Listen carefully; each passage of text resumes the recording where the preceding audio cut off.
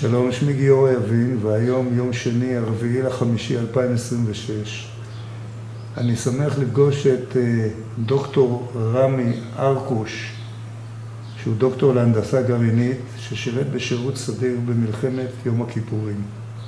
באוגוסט 1973 היה חניך בקורס מפקדי טנקים, שוט קל, בבית ספר למקצועות השריון בשבטה, גדוד 198 בפיקוד אמיר יפה, בחטיבה 460 בפיקוד גבי אמיר. ערב המלחמה שבשער, ביום 5/10/1973, הוצאו לוחמי הגדוד במטוסים, בנורדים, ברפידים, שם קיבלו טנקי שוט קל, שאושרו על ידי גדוד 77 מחטיבה 7 בסיני. בסוגריים, החטיבה עלתה לרמת הגולן בהוראת שר הביטחון דאז משה דיין כמה ימים קודם לכן. והתחילו בהכנות למלחמה שהייתה אמורה לפרוץ למחרת. ב6/10/1973 בשעה 14:05 הותקפו על ידי מטוסים מצריים והמלחמה החלה. לפרוץ הקרבות שירת כטען קשר בטנק 2ב' במחלקה בפיקוד ישי וקסלר, שהיה מח"ט שריון בהמשך שירותו, בפלוגה בפיקודו של ארז בנימין ז"ל, בגדוד בפיקודו של סא"ל אמיר יופי ז"ל. הגדוד לחם במסגרת החטיבה עד לסוף הלחימה בגדה המערבית של התעלה ובעיר סואץ. בלחימה נהרגו 51 מלוחמי הגדוד, נפצעו רבים, עשרות רבות זכו בציונים לשבח. המח"ט, תת-אלוף גבי אמיר, כתב במבוא לספרם של ישי וקסלר, שהיה מפקד המחלקה של רמי, ושל סא"ל יהודה טל, גדוד 198 מלחמת יום הכיפורים, את הדברים הבאים.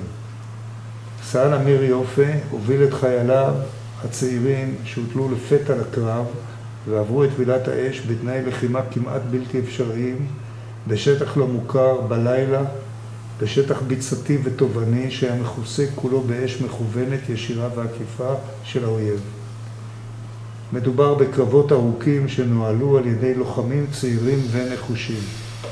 רמי, אתה שירת מלחמת יום הכיפורים 1973 כלוחם סדיר צעיר, ולחמת כאיש צוות טנק שוט קל את המלחמה המרה והקשה בגובה העיניים והאפיסקופ, עד שנפצעת אחרי ימי לחימה ארוכים בקרבות בדרך לעיר סואץ שממערב לתעלת סואץ.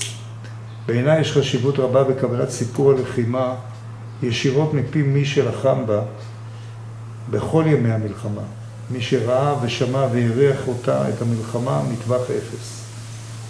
בשיחות מקדימות סיפרת על אביך שעלה לישראל בשנת 1936 ולחם מסגרת הצבא הבריטי, ועל אמך ששרדה שנתיים מחנה ההשמדה אושוויץ ועלתה לישראל, עבדה כאחות בהדסה, שם פגשה באביך שנפצע פעם נוספת במלחמת השחרור. רמי, ספר בבקשה את סיפורך, התחיל בלידתך, היכן גדלת, סיפור הוריך ומשפחותיהם בפולין ובשואה באירופה, הלחימה ופציעת אביך בצבא הבריטי ובמלחמת השחרור, וכמובן על רעייתך, ילדיך ונכדיך, ואיך דברים אלה וניסיונות אחרים גיבשו את תפקודך, יכולותיך כאדם ואת בחירת עיסוקיך בהמשך חייך. רמי, בבקשה. שלום רב. כאמור התבקשתי לספר את סיפור חיי, ובין היתר להתמקד גם במלחמת יום כיפור, ולספר אותה מנקודת המבט שלי כאזרח המדינה, בין למעלה מ-70, נמצא כרגע בגמלאות, שהקים משפחה עם 3 ילדים ו6 צדיקים וצדיקות שנספר עליהם בהמשך.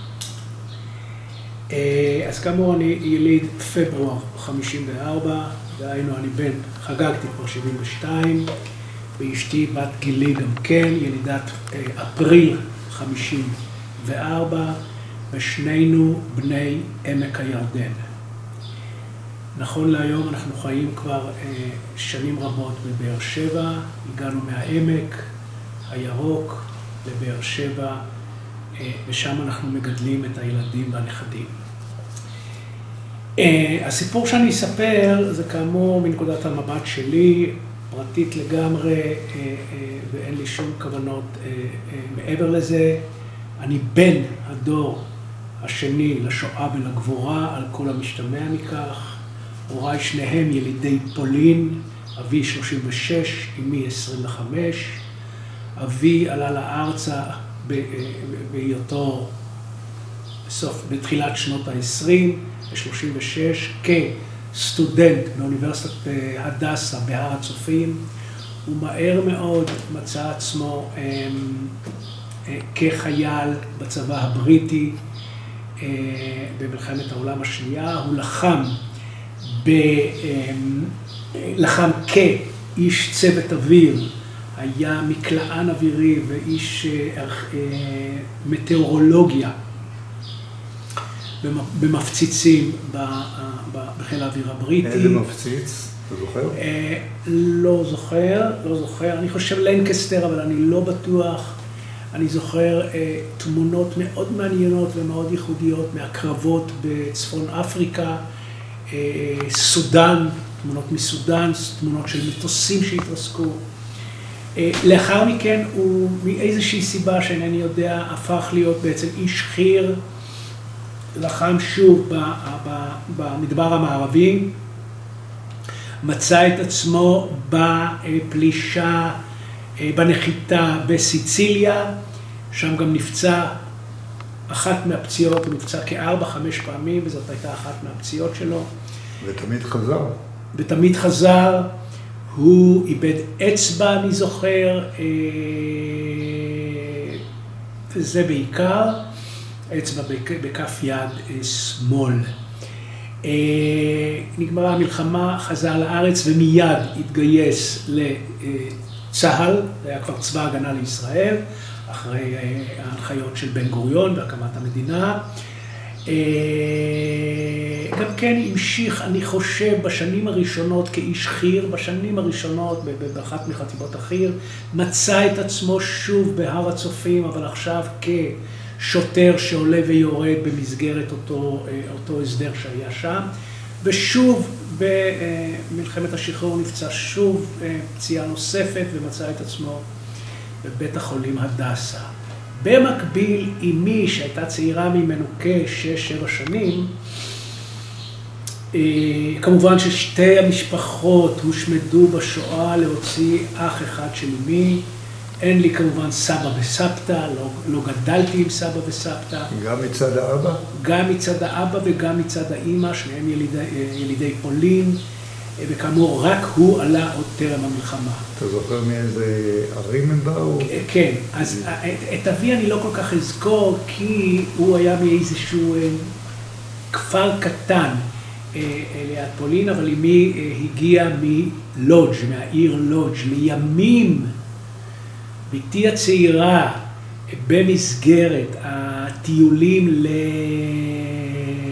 לפולין, במסגרת בתי ספר. בדיוק, מצאה את עצמה מבקשת מהמדריך שנענה לעניין ולקח אותה באופן אישי באותו סיור בפולין לביתה של אמי, זיהתה את הבית, צילמה וחזרה לקבוצה.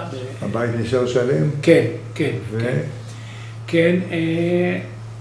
לא זכור לי אם הם נכנסו אפילו לבית או משהו כזה, או יצרו שם איזשהו קשר, כי אני זוכר שמסיפורים אחרים שבעלי הבתים הנוכחים קצת היו מתנגדים לכניסה לבתים, כי חששו אולי ירצו לרכוש מחזר. בדיוק, לא לרכוש, להחזיר אותה. כן, אז אני לא זוכר את הפרט האם היא נכנסה ממש לתוך הבית, אבל היא בהחלט הגיעה לפתח הבית בעיר לודג'. אז כאמור, אני באימי, אז אימי כמובן מהר מאוד מצאה את עצמה באושוויץ, כשנתיים הייתה במחנה... היא הגיעה לשם, ספר טיפה יותר על זה, זה נדיר שנחלצים משם. כן, כן, כן. אז אימי הייתה בגיל 14 שפרצה המלחמה, 13-14, בפולין, במרכז אירופה, במרכז השואה שהייתה. היא בעיר לודג', כל משפחתה נתפסה, נלקחה למחנה הריכוז, מחנה ההשמדה. אושוויץ, לפני זה היא הייתה בעוד איזה ברס, משהו, במחנה עבודה נדמה לי, אבל בכל אופן האקט החשוב הוא שהיא מצאה את עצמה כשנתיים באושוויץ. לבד? לבד, כל משפחתה הושמדה לפני כן, ורצה הגורל, ולמזלה הגדול, היה איזשהו הסכם, באחד מההסכמים של הגרמנים במלחמה, אני לא יודע את הפרטים עד הסוף, יצאו נערים ונערות מאושוויץ למדינת בלגיה, ורצה הגורל והיא זכתה, במהלך המלחמה כמובן, להשתחרר תמורת משהו, אינני יודע את כל הפרטים, אבל היא מצאה את עצמה בבלגיה, בשנתיים הנותרות של המלחמה, שם היא למדה רפואה כאחות, ובעצם בתום המלחמה היא עלתה לישראל והייתה אחות בבית החולים הדסה, ושם במלחמת השחרור היא פגשה את בעלה, את אבי, כשירד מהר הצופים אחרי פציעתו במלחמה עצמה, ושם הם נקשרו והקימו בית בישראל, נדמה לי שהם נישאו ב-50-51. כאמור, שתי המשפחות הושמדו לחלוטין למעט אחיה של אמי יוסף בן חור, שבעצם היה מבוגר ממנה, והוא הצליח לא להגיע למחנות השמדה, אלא לברוח ליערות, והיה בעצם פרטיזן או לוחם בצבא הרוסי, יכול להיות שהוא היה לוחם בצבא הרוסי, ושרד את המלחמה. כשהסתיימה, הגיע לארץ, וכאמור... איך הם נפגשו? שמע, זה... כבר אני מספר, זה דבר מרתק. וכמובן בידיעה שהוא הנותר היחיד מהמשפחה, אגב, שם אמי היה גרושקביץ'. אז איך הוא נהיה בן חור? אז איך הוא נהיה בן חור? זה יוסף בן חור, שהקים משפחה עם 3 ילדים ועוד כ6-7 נכדים, ובימים אלה אני אפילו מוזמן לחתונת נינו בירושלים. שורדים. בירושלים. בן חור, הוא כנראה עברת את השם, אמי לא הייתה צריכה לעברת, כי היא קיבלה את שמו של אבי. אגב, שמי האמצעי הוא ירחמיאל. ירחמיאל זה שם של ירחמיאל זה שם של אבא של אמי. אני על שם אבא של אמי. אז כאמור, יוסף שהיה פה בארץ, הגיע לארץ בידיעה שכל משפחתו הושמדה, בדיוק אותו דבר אמי, שהגיעה גם כן לארץ, בידיעה שכל משפחתה הושמדה, ואז מספרת אמי שבאחת מנסיעותיה באוטובוס, עוצר לידה או מתיישב לידה או מפנה את תשומת ליבה של אמי, איש זר, ואומר לה, אני מכיר אתכם ואני יודע, אני מכיר את אחיך יוסף והוא בארץ, בירושלים. ואמי הופתעה מאוד ונוצר הקשר, ובעצם שריד נוסף לאותה משפחת גרושקביץ' הקים משפחה פה בישראל, אוטוטו עם נינים, וכמובן, כלומר יש לו נינים, וזה הניצחון הגדול של שרידי משפחת גרושקביץ' על גרמניה. מהצד של אבא. מהצד של אבא, לאבא היה רק אחות אחת, ברייטל. שמה של אחותי הוא ברוריה, כן, לא סיפרתי, אנחנו כמובן אח ואחות. שמה ברוריה, קיוויתי, 3 שנים צעירה ממני, גרה בבת חן, זה יישוב לא רחוק מנתניה, נשואה ליוסף קיוויתי. יוסף קיוויתי זה בן אחיו של ניסים קיוויתי, המוכר מהטלוויזיה, שהלך לעולמו לפני כ2-3 בגיל מעל 90. זה האצן המפורסם? זה גם השדר וגם האצן. דוקטור, נכון? דוקטור. הוא היה טיפוס.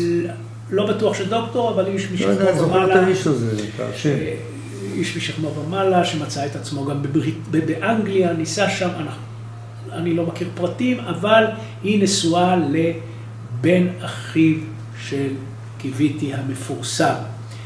אתה יכול רגע להוסיף על קיוויתי להקשרים של היום? כן. סיפרת לי משהו. כן, כבר אני מספר, אבל רק אני אספר שברוריה, שהיא על שם ברייטל, אחותה היחידה של אבי, שגם כן נשארה צעירה בשדות הקטל. כולם מתו במלחמה. בוודאי.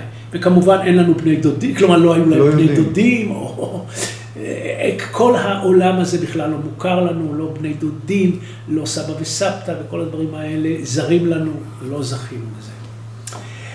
נשאלתי לגבי המשך הדור קיוויתי, אז כאמור קיוויתי, הקשר שלנו אליו זה דרך אחותי שנישאה לבן משפחת קיוויתי. לימים נולדו לה כמובן 2 ילדים, שי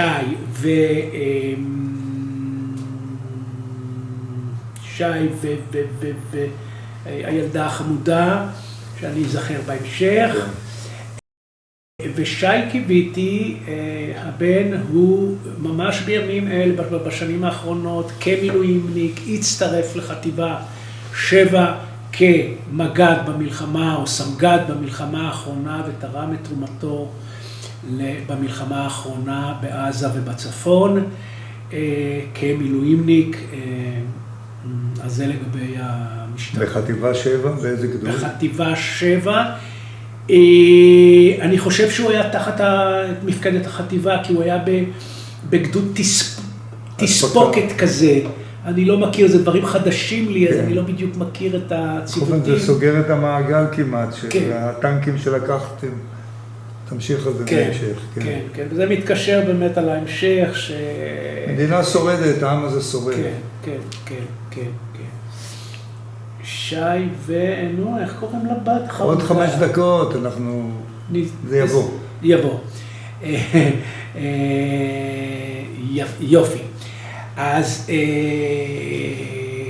כן, לימים ב-51, 52 הוריי נישאו והמשיכו את חייהם. אבי כקצין בצבא, הוא עבר כנראה קורס קצינים אחרי מלחמת יום הכיפורים, ונכנס לתחום מה שקראנו אז בשעתו אפסנאות. הוא היה קצין אפסנאות, מה שהיום קוראים, לא חשוב, אתם יודעים, זה לא חשוב. קצין לוגיסטיקה.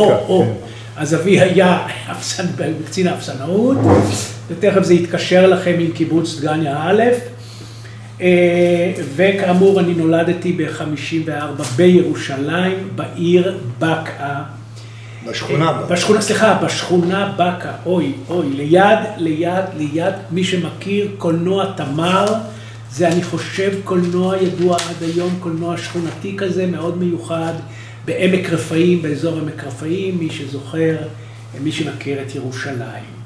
בהמשך אחותי נולדה בילידת אוגוסט 57, ומצאנו את עצמנו כ3 שנים בין גיל 3 שלי לגיל 6, חיים באזור נתניה, בכפר יונה, לא בנתניה, בכפר יונה, בבסיס חימוש או משהו כזה, כשאבי כמובן, כאמור הוא קצין אפסנאות. ב-1960 הפירושים, כן, אני חושב שהשלמתי את הנקודה, אבל צריך לזכור שבעצם אני בן הדור השני לשואה ולגבורה, ובעצם המעגל ייסגר בהמשך, בסוף הסיפור כאן, בעניין הזה. שאלה. בבקשה. האמא ואבא דיברו על השואה? כן, מצוין. לא זכיתי לשמוע מאבי, בוודאי לא מאבי, אבל גם מאמי סיפורים על השואה. היא נפתחה לנכדים, ומבחינתי, היא נפתחה לנכדה הקטנה שלה, ביתי מור, שידעה לפתוח אותה, ושם היא סיפרה את הסיפור, ובנוסף אחותי, ברוריה, עשתה מעשה חשוב מאוד, היא הצליחה לספר את הסיפור של אמי, יש גם בירושלים, כן, איך זה נקרא, סיפור, נכון, יש השם, כן. כן, ובעצם אחותי הוציאה ספר, חוברת ספר על אמי, על סיפור חייה של אמי, ושם בעצם התוודנו, או יותר נכון, אני התוודתי לקורותיה במלחמת העולם השנייה, גם כן בתמצות, היא כמובן לא נכנסה לזוועות שהיא חוותה.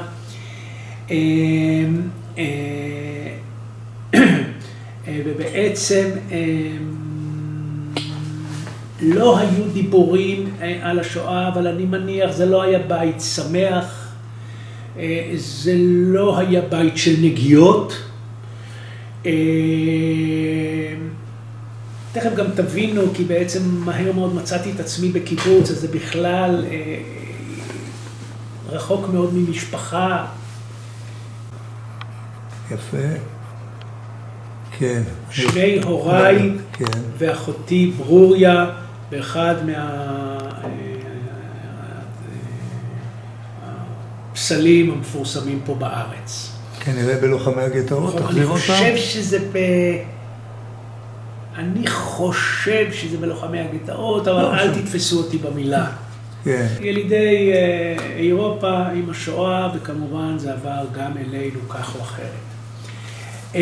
ובכן, ב-1960 אבי קיבל תפקיד חדש כקצין אפסנאות של חטיבה מרחבית שישבה בצמח. יפה.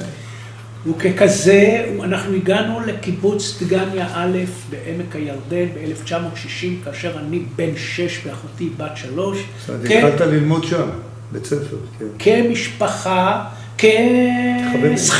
כשכירים. ההורים ראו כי טוב, בכעבור שנה, לא לקח יותר משנה, אבי השתחרר מצה"ל, הם בנו את ביתם כחברי הקיבוץ דגניה א' בשנת 1960. והם בעצם חברי קיבוץ, ואני ואחותי בני הקיבוץ, כמובן אנחנו לא ילידי הקיבוץ, הוריי לא ממקימי הקיבוץ, קיבוץ דגניה א', ולמי שלא זוכר, זה קיבוץ יליד 1910, הקיבוץ הראשון בעמק הירדן. מזכיר לכם שבמלחמת השחרור, על הגדרות של הקיבוץ נעצר טנק סורי שנפגע מבקבוק מולוטוב, ועד היום אפשר לראות אותו כאנדרטה בכניסה לקיבוץ.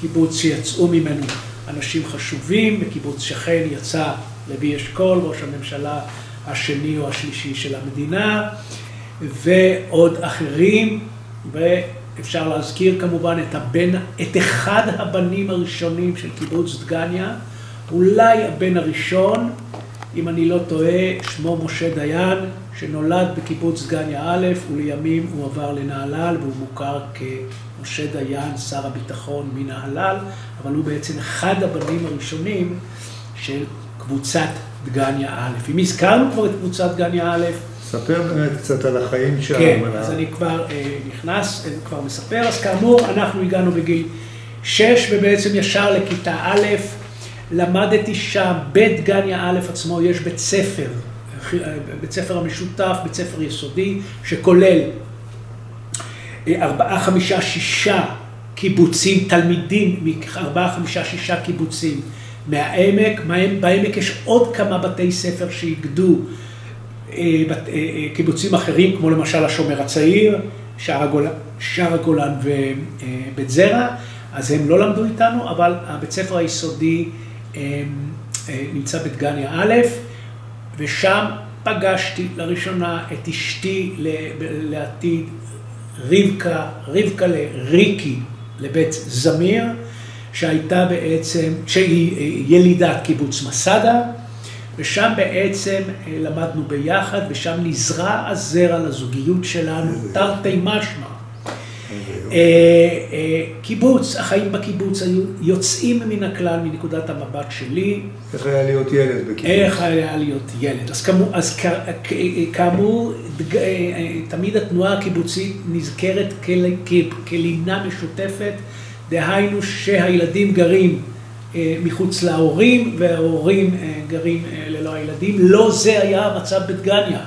דגניה א' קיבלה, בכלל, שאני אומר דגניה, יש לו שני דגניות, דגניה א' ודגניה ב'. מי שאומר דגניה, יודעים כולם שזה מדגניה א'. אז אם אני אשתמש במילה דגניה, תזכרו, אני תמיד מדגניה א', וזה הבית עד היום, דרך אגב. חייתי שם בסך הכל מ-1960 פיזית, מ-1960 עד 1975, דהיינו 15 שנה, אבל זה הבית. ובכן, בא העירוני הזה, המשפחה העירונית הזאת לקיבוץ, ומהר מאוד הרגשנו שם מאוד מאוד טוב, אני מדבר שוב מנקודת המבט שלי כילד, הייתי פרא אדם גדול, לא למדתי כמו שצריך, בעיקר לא בתיכון, ובאמת החיים שם היו חיים מאוד, שאני זוכר אותם מאוד לטובה. הקיבוץ נמצא ממש על כביש 90, שמפריד בין גדרות הקיבוץ לירדן ולכנרת, מי שמכיר. והכנרת אז הייתה כנרת ולא כמו שהיום, דהיינו גבוהה, שחינו הרבה ומאוד מאוד, היו חיים מאוד מעניינים בקיבוץ של אותם ימים. חדר אוכל, אני למשל לא כל כך מכיר מה זה אוכל של אמא, כי בעצם אנחנו אכלנו בחדר אוכל והאימהות לא היו צריכות להפגין את יכולותיהן בתחום הזה, אבל בכל זאת אני זוכר שני דברים של אמי. האחד זה הגפילטה פיש מדג קרפיון מתוק, קר. זה מעדן מבחינתי עד היום. והדבר השני זה השטרודל, לא גבינה, אלא... תפוחים. איך? תפוחים? לא תפוחים, שטרודל עם שוקולד, עם הקצפת, מאוד מיוחד. אשתי עושה לי לעתים רחוקות את העוגה הזאת. תגיד, תעשה לעתים קרובות. לא, צריך לזכור שאנחנו מנהלים את התזונה, שומרים על הקלוריות, ולכן, וגם כמה שהיא תשתדל, זה לא יהיה כמו השטרודל של אמא, אבל היא מפצה אותי בדברים מאכלים נהדרים אחרים.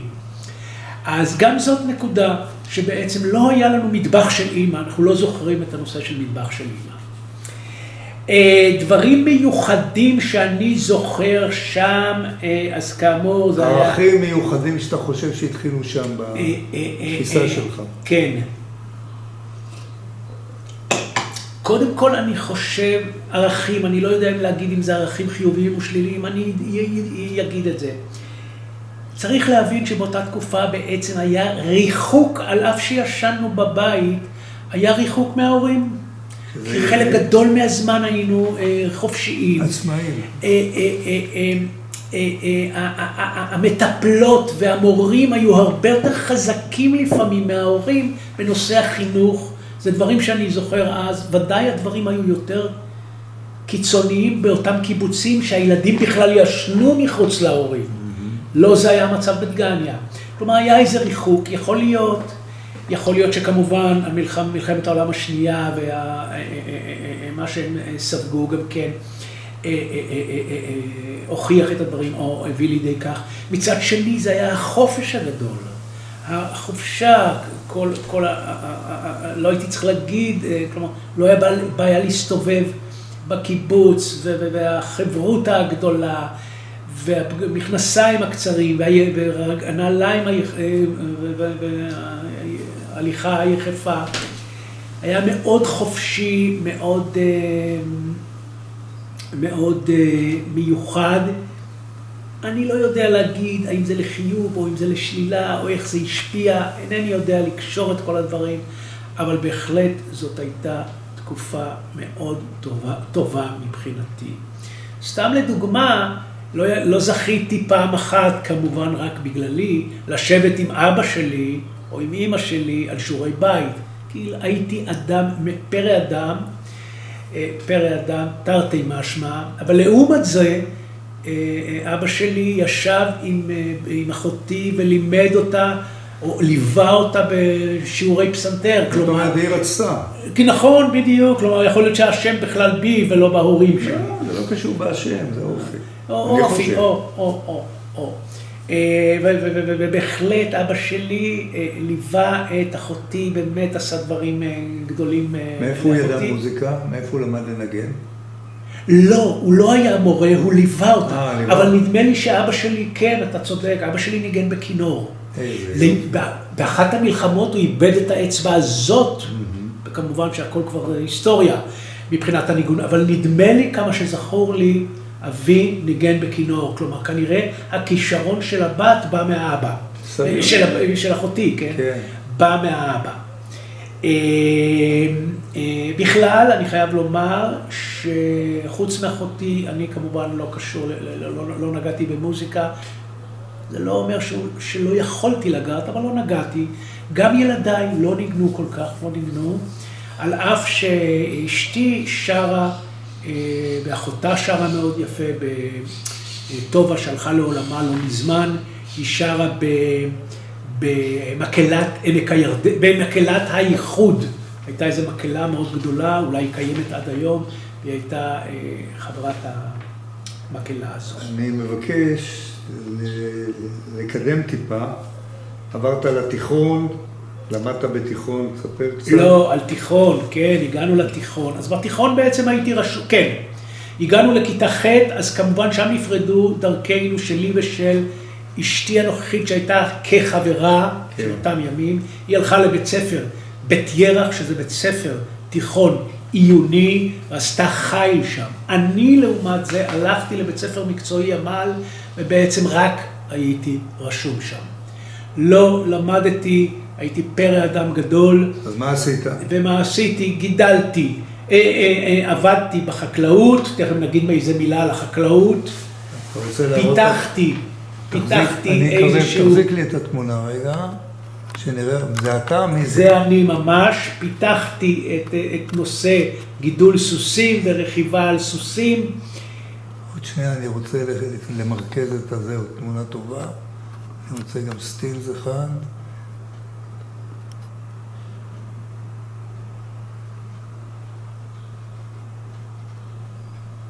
יפה, אז אתה זה שגידל סוסים? גידל סוסים ורכב על סוסים, וכמובן לא למד, והיה עוד נקודה.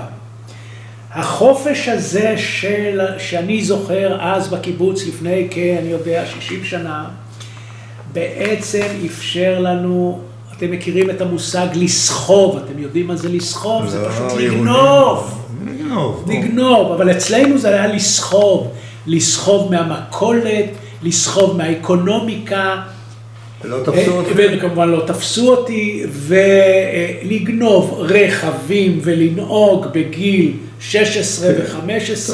טרקטורים למדתי.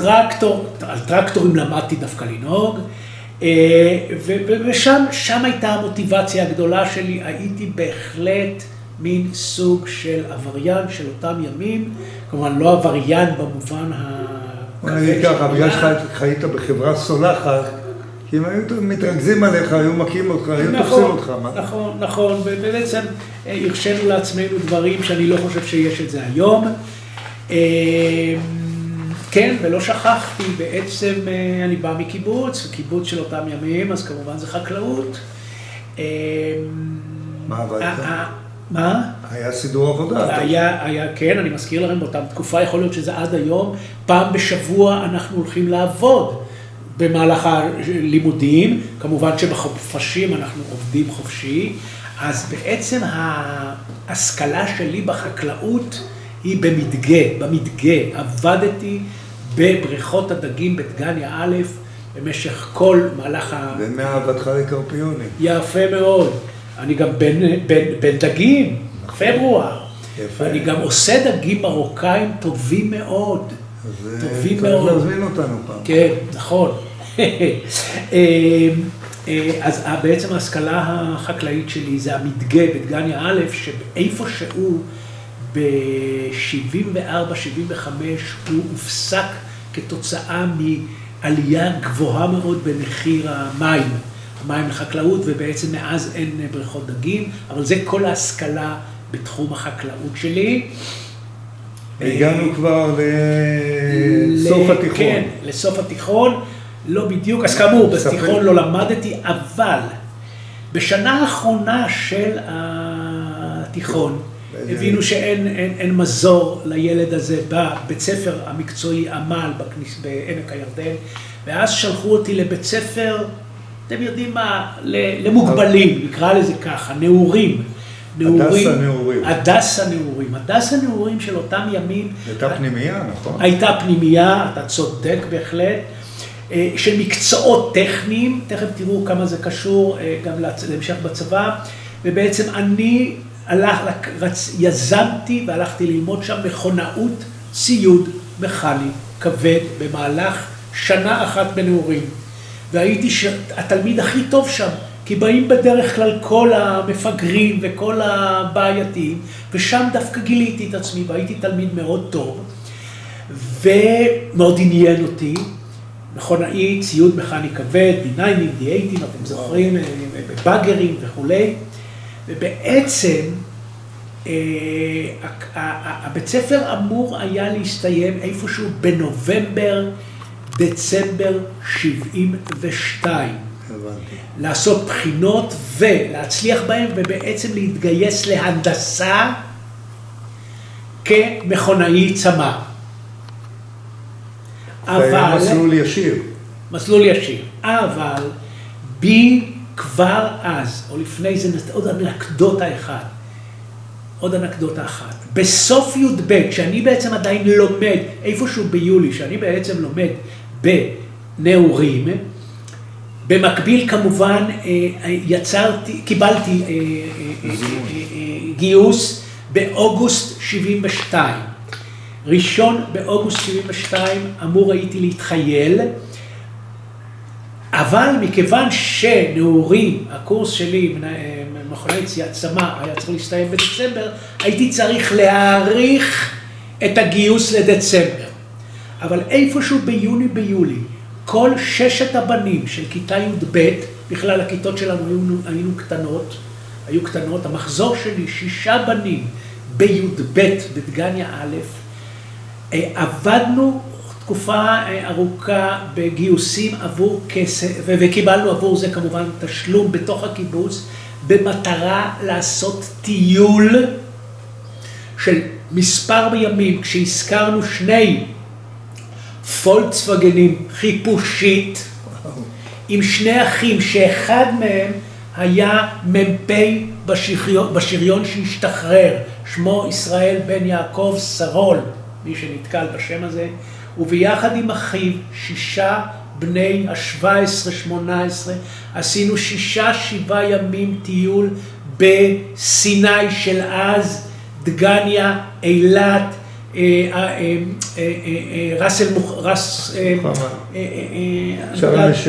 שער משך, בולים צפונה לאבו רודז, דרך לאבו רודז, ומשם ברגף גפה שהייתה, רפידים, ובחזרה הביתה. כלומר, הסיבוב הזה שלקח כשבוע ימים, הכניס בי במיוחד את הנושא של חיל השריון. מה הוא סיפר לכם סיפורים? הוא סיפר סיפורים, אבל הוא עשה יותר מזה. כשאנחנו יורדים ביום הראשון מעמק הירדן, דרך הבקעה לאילת, הוא עוצר בבסיס מרכזי בבקעה, שהוא שירת בו חודשים בודדים לפני, ומעלה אותנו על פלוגת טנקי שוט קל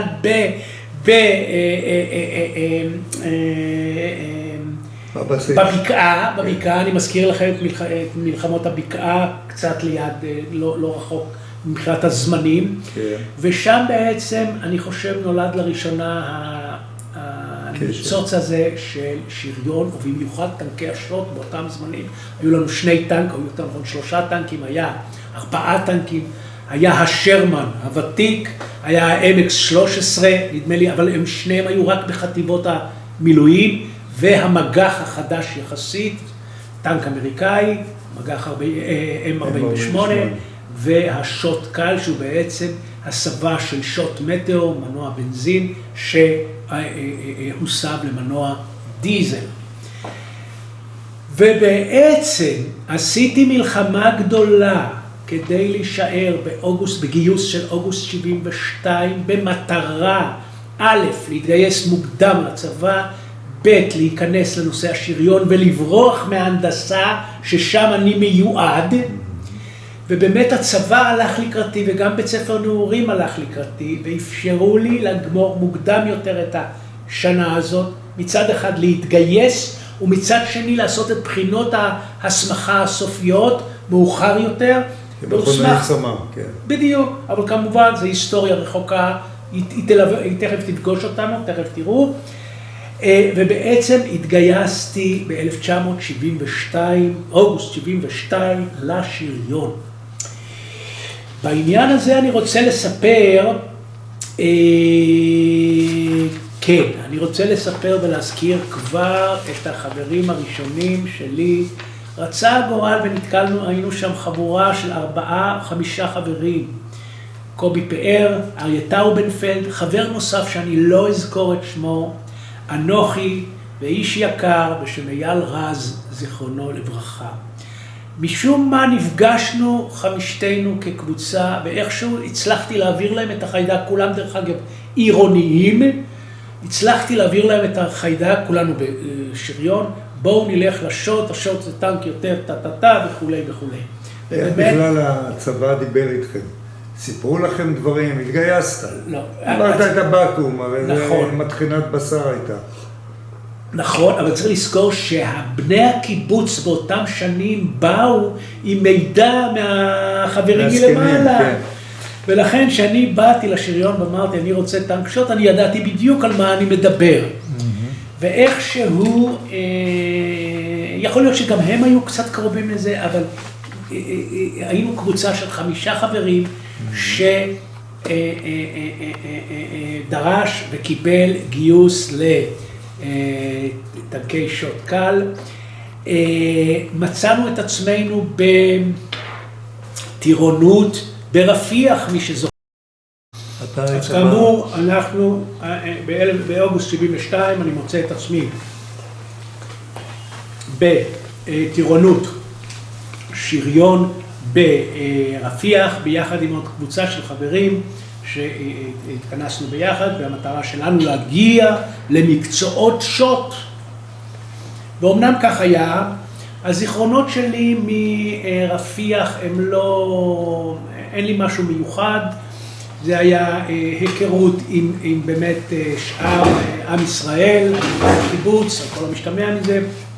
אבל שוב, אותה חבורה שהזכרתי, קובי, אריה ואייל רז, זיכרונו לברכה, הם היו מישראל הדומה לי, כן, או מבתים מסודרים וכך הלאה. בכלל, מחזור אוגוסט, נדמה לי שזה מחזור די של אותם ימים.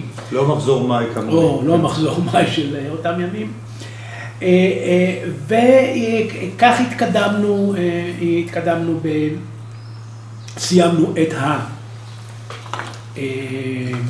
הטירונות, הגענו למקצועות בבית ספר לשריון באותם ימים, ומי שזוכר את הסוס הלבן, זוכר את הסוס הלבן, אותו רס"ר, יחידה מאוד מפחיד, מאוד גבוה, לבוש כמו שצריך, עם שיער לבן, מאוד מרשים האיש.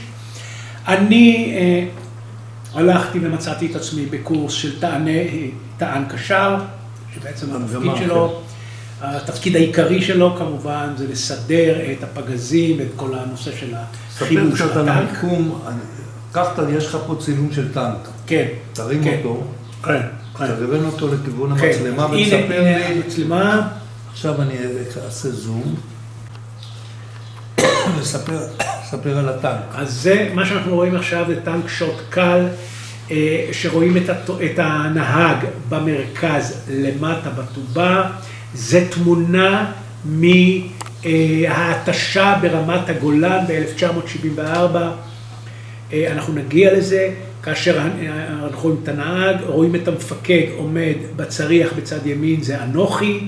משמאלי עומד הטען קשר, גם כן עם מדף פתוח, והתותחן נמצא בעצם בתחתית, באזור הרגליים של המפקד, כלומר בצד ימין של הטנק. יחסית מקום טוב, אתה יכול לראות את העולם, לא שרק ידרכו עליך. היתרון הגדול בטען קשר הוא באמת זה שהוא עם מדפים פתוחים והראש בחוץ, והוא רואה יותר את העולם. אני מזכיר לכם, זה טנקים של שנות ה-70, אין את המצלמות והמסכים ששמעתי שנמצאים עכשיו בטנקים המודרניים שיש לנו. וכאמור, תפקיד הטען הוא לטעון את הפגזים. האיש המרכזי בטנק, כמובן זה המת"ק, מתחתיו התותחן הוא האיש האינטליגנטי בטנק, והנהג זה הנהג של, יש לו את הייחודיות שלו, ולכן הוא נבחר ללכת למה שנקרא אז נטר, אולי גם עד היום. והטנק קשר זה הלא יוצלח, אז אני הייתי הלא יוצלח כטען קשר בטנק, אבל היתרון הגדול הוא כמובן עם הראש בחוץ, ובזה אני רוצה להגיד רק משפט אחד, שאני בסך הכל בטנקים שירתתי כקרוב ל-20 שנה, אני לא זוכר פעם אחת שהייתי עם מדפים סגורים. פעם אחת שהייתי עם מדפים סגורים, וכאמור עשינו את מלחמת יום הכיפורים, לעומת הלחימה האחרונה של השנתיים, 3-4 האחרונות, שבעצם רוב הלחימה, אם אני מבין נכון, זה עם מדפים סגורים. ההבדל העיקרי הוא כמובן העובדה שעכשיו הם נלחמים בשטח בנוי, דבר שאני לא כל כך הכרתי ולא התנסיתי בו, ואילו אנחנו עשינו ממש את קרבות השריון שין בשין המוכרים והידועים לטווחים של 1,500, 2,000 ויותר ירי לכיוונים האלה. בתהליך הירי הממוצע, טען קשר, יש משמעות לכושר שלו, ליכולות שלו, אם צריך להוציא מהר פגזים, אם צריך לעזור לתותחן, להיות רציני יותר. להבדיל מהיום, היום הירי, עוד פעם, ממה שאני מכיר, ואני לא עליתי פעם אחת על טנקי מרכבה, ודאי לא על 4, גם על 1 לא עליתי, או 2, אני לא יודע מה הראשון. ההבדל העקרוני בנושא תותחנות, למיטב הבנתי, שהיום בעצם מערכות הירי והטווחים הם טווחים, מטווח לייזר, אולי מטווח מסוג אחר, אבל המידע שמגיע לתותחן הוא מידע מאוד מדויק, כך שהמטרות, מטרה, הכוונה, פגיעה במטרה בצד השני, הן קורות כבר בפגז הראשון. אז א', זה מאוד מהיר, ההשמדה של המטרה, ב', זה חוסך בפגזים, על המשתמע בזה, על המשתמע על זה. אנחנו בשוט קל, אגב, במגח, שהיה טנק מקביל לנו, היה אז מדי טווח אופטיים. כבר אז המגח ידע להגיע למטרות, או לפחות לטווח המטרה, בצורה הרבה יותר... פחות סדרות. בדיוק, עם מכשור, טוב יותר, טוב פחות. אנחנו בשוט קל היינו צריכים להאריך את הטווח, ולכן המטרות הושגו בדרך כלל בפגז השלישי או הרביעי. קצר, ארוך, מטרה, מי שזוכר את סדרת הירי. והדבר הזה, א', מקטין את הבטן, כן? כי אתה מוציא הרבה פגזים. אגב, הבטן בשוט קל היה אז 72 פגזים, אינני יודע כמה יש היום במרכבות, אבל זה דורש גם כמובן מהטען קשר שיהיה יהודי שמסוגל לקחת, להכניס ולהוציא. היית צריך להיות החזק בצוות. החזק, לא כל כך ראש, אבל ידיים. וכמובן כל ירי פולט את הפגז החוצה, ואתה צריך לפנות אותו. אז היה בשוט קל בצד שמאל פה של הטנק קשר פתח ייחודי שדרכו היינו זורקים את התרמילים, אבל כאמור ביום כיפור זה בכלל היה סגור והסגר, זרקנו את כל התרמילים מהכיפה החוצה, מהמדפים הפתוחים החוצה. כמובן באימונים היינו חייבים לשמור על התרמילים, אבל הזיכרון ממלחמת יום כיפור שהיינו צריכים לתפוס תרמילים חמים, ולכן היו לנו כסיות מיוחדות ולפנות את הטנקים. הטנק קשר עשה עוד משהו, הוא הפעיל את מקלע המקביל. היום נדמה לי שיש לו גם למעלה פה גם מקלע חיצוני במקביל למתק, בזמננו זה לא היה. נכון שהיה גם אז באימונים מה שנקרא מקלע כבד שדימה את התותח, אבל לא השתמשנו בזה במלחמה כמובן, זה רק לאימונים.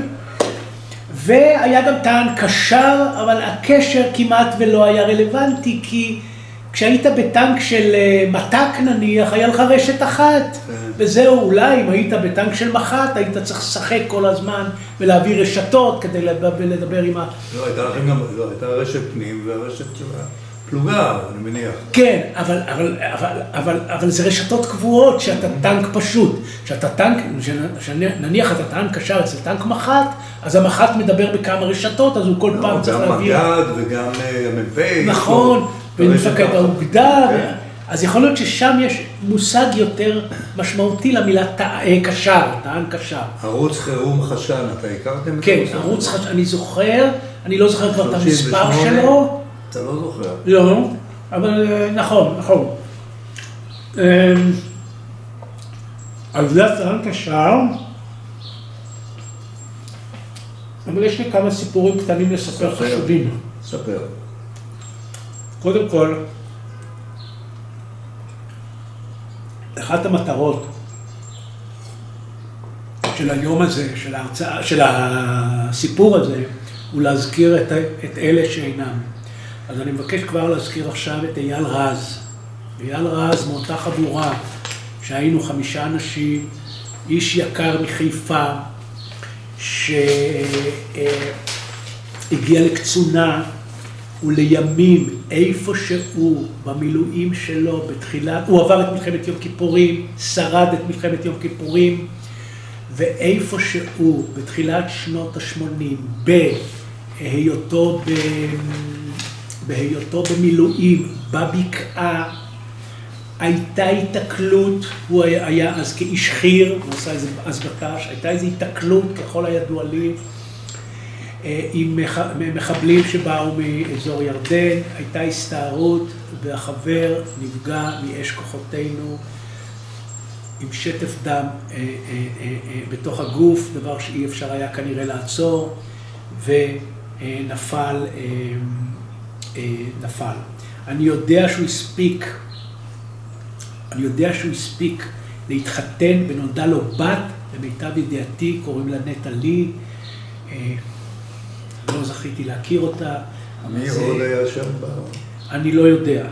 לא, בצל, אותה חבורה היה קובי פאר, אני אשמח לשמוע ממנו, אריה טאובנפלד, אשמח לשמוע ממנו, וחבר נוסף שפשוט ברח לי השם.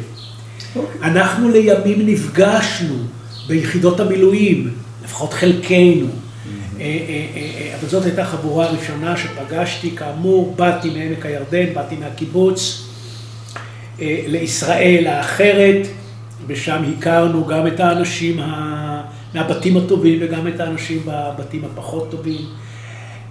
תכף אני אזכיר את פחימה, שנפל במלחמת יום הכיפורים בגדוד 74, איש תותחן בגדוד 74, מקריית שמונה, לא היה לי שום אפשרות לפגוש איש כזה, איש יקר כזה לפני כן. הצבא הפגיש בינינו ולתקופה קצרה, כי כאמור הוא היה בחטיבה 188 שספגה את החבטה הקשה הזאת למעלה ברמת הגולן, והוא נפל. לא הזכרתי את שמו בניירת. לא משנה, אני מבין שגמרתם מקצועות. גמרתי מקצועות, ואני עכשיו בצמ"פ בגדוד 77 ברפידים. תכף אנחנו נפגוש את גדוד 77, כבר אני מספר, אנחנו תכף נפגוש את גדוד 77, אלה הטנקים שקיבלנו לפני מלחמת יום הכיפורים. אותו גדוד 77 שימש ברפידים לגדוד צמ"פ, צוות מחלקה פלוגה של טנקי השוט. מצאתי את עצמי שם, אני באוגוסט, אני איפשהו דצמבר-ינואר 73. המג"ד הוא ישראלי, שלימים נפל כסמח"ט 188. סגנו קהלני, שלימים יהיה מג"ד 77 במלחמת יום הכיפורים. המ"פ שלי, אלי גבע, שמוכר, לא נרחיב עליו. שני אנקדוטות אני רוצה לספר בצמ"פ. האנקדוטה הראשונה זה מי שזוכר המטוס הלובי. המטוס הלובי זה מטוס שאיבד ככל הנראה את ההתמצאות. מטוס לובי שהתקרב לכיוון מדינת ישראל, ולשר הביטחון, לרמטכ"ל, לראש הממשלה לא נותרה ברירה, והם הפילו את המטוס הזה, כי יש קזוס בלי, או אולי זה לא המילה הנכונה, יש איזשהו מחסום שאסור שמטוס ללא זיהוי יתקרב למדינת ישראל, כי הוא יכול לעשות נזק גדול מאוד. מה שהיה זה שהם חששו, שלחו חיל אוויר, הזהירו אותו, הוא הסתובב חזרה. נכון. אבל בכל זאת, מפקד חיל האוויר אז היה מוטי הוד. מוטי הוד הוא בן דגניה, בן הקיבוץ שלי. והוא עמד בפני הדילמה הזאת, וברגע האמת פקד על שני מטוסי קורנס, פנטום, שהשמידו את המטוס הזה. אני לא אזכיר מי ירה את זה, הוא התפרסם לא כל כך מזמן, אני אזכיר בהמשך, לא את שמו, אבל את הסיפור. על כל פנים, רצה הגורל ואנחנו היינו בדיוק באזור הנפילה, ונדרשנו לנסוע לכיוון, והייתי כדי להבטח אותו, את האזור הזה, והייתי בשרידי המטוס הזה, נכון, לא צמוד, קצת יותר רחוק, אבל האירוע הזה זכור לי. דבר נוסף חשוב מאוד שזכיתי לו, באותו צמ"פ היינו ליד הרועיפה. רועיפה זה היה אגם מלאכותי או לא מלאכותי, אני לא יודע, באזור רפידים, ואנחנו היינו הפלוגה שלי, בראשותו של אלי גבע, באזור הצמ"פ, הייתה פלוגה שכ3, 4, 5 חודשים, לא, הגזמתי, חצי שנה ויותר, לפני מלחמת יום כיפור, התאמנה על גשר הגלילים. גשר הגלילים של תת-אלוף ששכחתי את שמו, לסקוב, איש הנדסה חכם מאוד, שהמציא, שגילה, שפיתח את נושא גשר הגלילים, שגשר הגלילים היה באורכה של רוחב התעלה, דהיינו מעל 100 מטר, והגשר הזה היה צריך לגשר בין שני הגדות ולאפשר לטנקים שלנו לעבור לצד השני. אז אנחנו התאמנו כגדוד סדיר בצמ"פ, כפלוגה סדירה בצמ"פ על גשר הגלילים ברועיפה. אתה זוכר את הנוהל של הגרירה? בוודאי, בוודאי. גשר הגלילים, שוב אני זוכר, של אותם ימים. את גשר הגלילים גררה פלוגה. פלוגה, אני מזכיר של אותם ימים היו 11 טנקים, מ"פ ועוד 10 טנקים. המ"פ היה חופשי, למיטב זיכרוני, מהירתמות לגשר, ונרתמנו 5 טנקים מכל צד. ובעצם הובלנו את הגשר אל התעלה, התנתקו שני הטנקים, האחרים גררו, התנתקו שני הטנקים, ובינתיים הגשר גולש אל הנחל, אל הנהר, וכך בעצם כל זוג מגיע עד לדופן, משתחרר, והזוג שמאחוריו ממשיך לדחוף, ובעצם בסופו של דבר מתנתקים כל 10 הטנקים, כשהמ"פ כמובן מנהל את זה, לדחוף וכו' וכו', ובאופן התיאורטי, או לא רק התיאורטי, המעשי, שלא בוצע בסופו של דבר בפועל, היינו צריכים לגשר, הגשר הזה היה צריך לגשר על כל רוחב התעלה, והיתרון הגדול בו, שבעצם מהר מאוד יכולת להשית אותו על התעלה ולהתחיל להעביר את הכוחות. החיסרון הגדול של אותו גשר, מכיוון שהוא היה באורך של 120-130 מטר, הזוויות שהוא יכול היה לקבל, הרדיוסים היו מאוד מאוד קטנים, ולכן הכינו מסלול מיוחד בחצר, כן, באותה חצר במלחמת יום הכיפורים, ששם היה צריך לדחוף את הגשר. אבל לימים, כשקרתה מלחמת יום הכיפורים, כמובן שאלה שהתאמנו היו אנשי הסדיר, שהיו בכלל במקומות אחרים, רובם היו בכלל ברמת הגולן, כטנקי שוט, כי אני מזכיר לכם, כל הצמ"פ היה צמ"פ שוט, ומי שגרר את הטנקים, זה היה בעצם נדמה לי פלוגת מילואים, שאני לא חושב שהיה להם ניסיון כל כך גדול, זה גם הובל מרחוק, והיו להם בעיות שם של רדיוס. בקיצור, הגשר לא הגיע בזמן, יפה. עבדו קשה מאוד. יפה.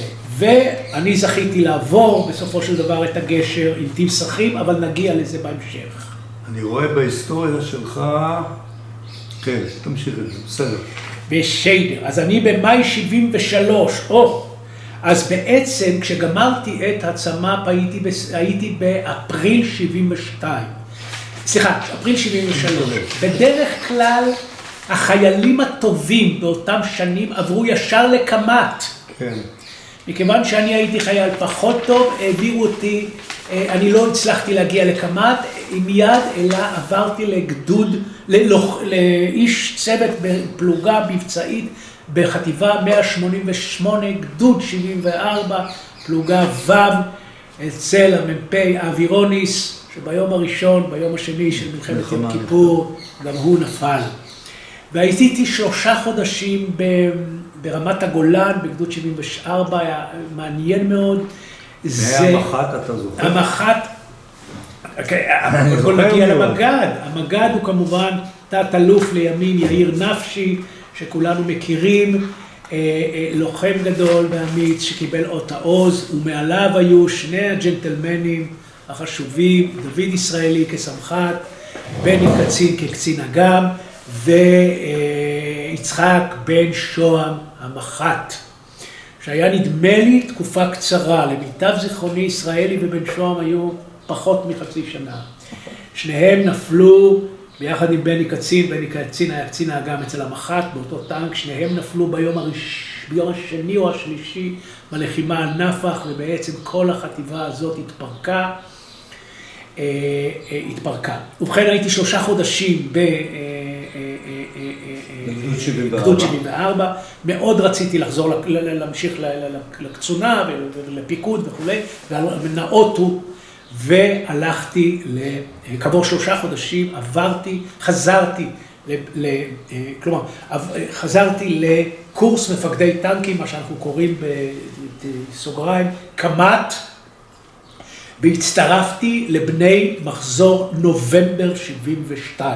הטובים כאמור הולכים מיד לקמ"ט, מכיוון שאני הייתי פחות טוב, אז עשיתי את 3 חודשים ברמת הגולן, ושם נפגשתי עם מחזור אחד אחריי.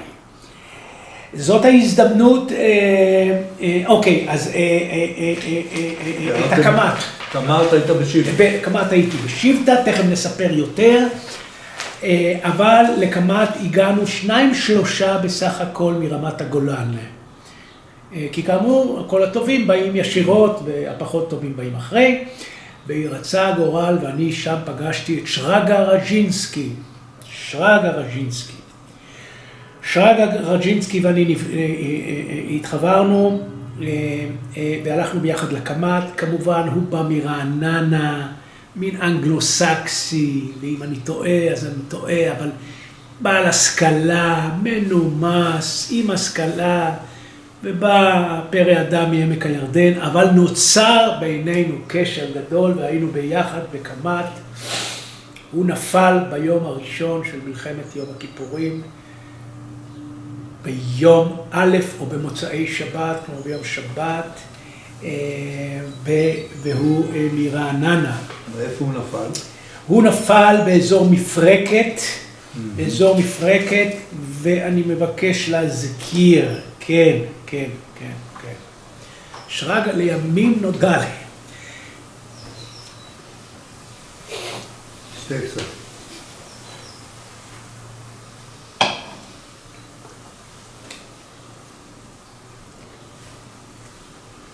בכלל, שאני... אל תתרגש, כולנו מתרגשים בגילנו. שאני אדבר על הנופלים, בסדר גמור. זה יהיה לי קשה, קבלו את זה בהבנה.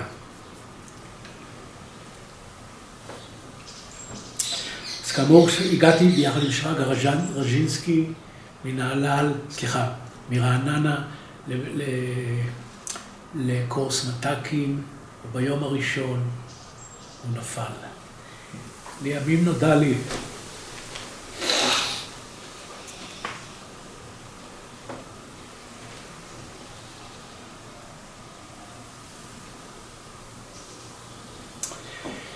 אני עוד אשתמש הרבה במטפחת הזאת, אז תסלחו לי. אתה יכול גם לקבל טישו, הבאתי לך קופסה שלמה. אני מהדור הישן.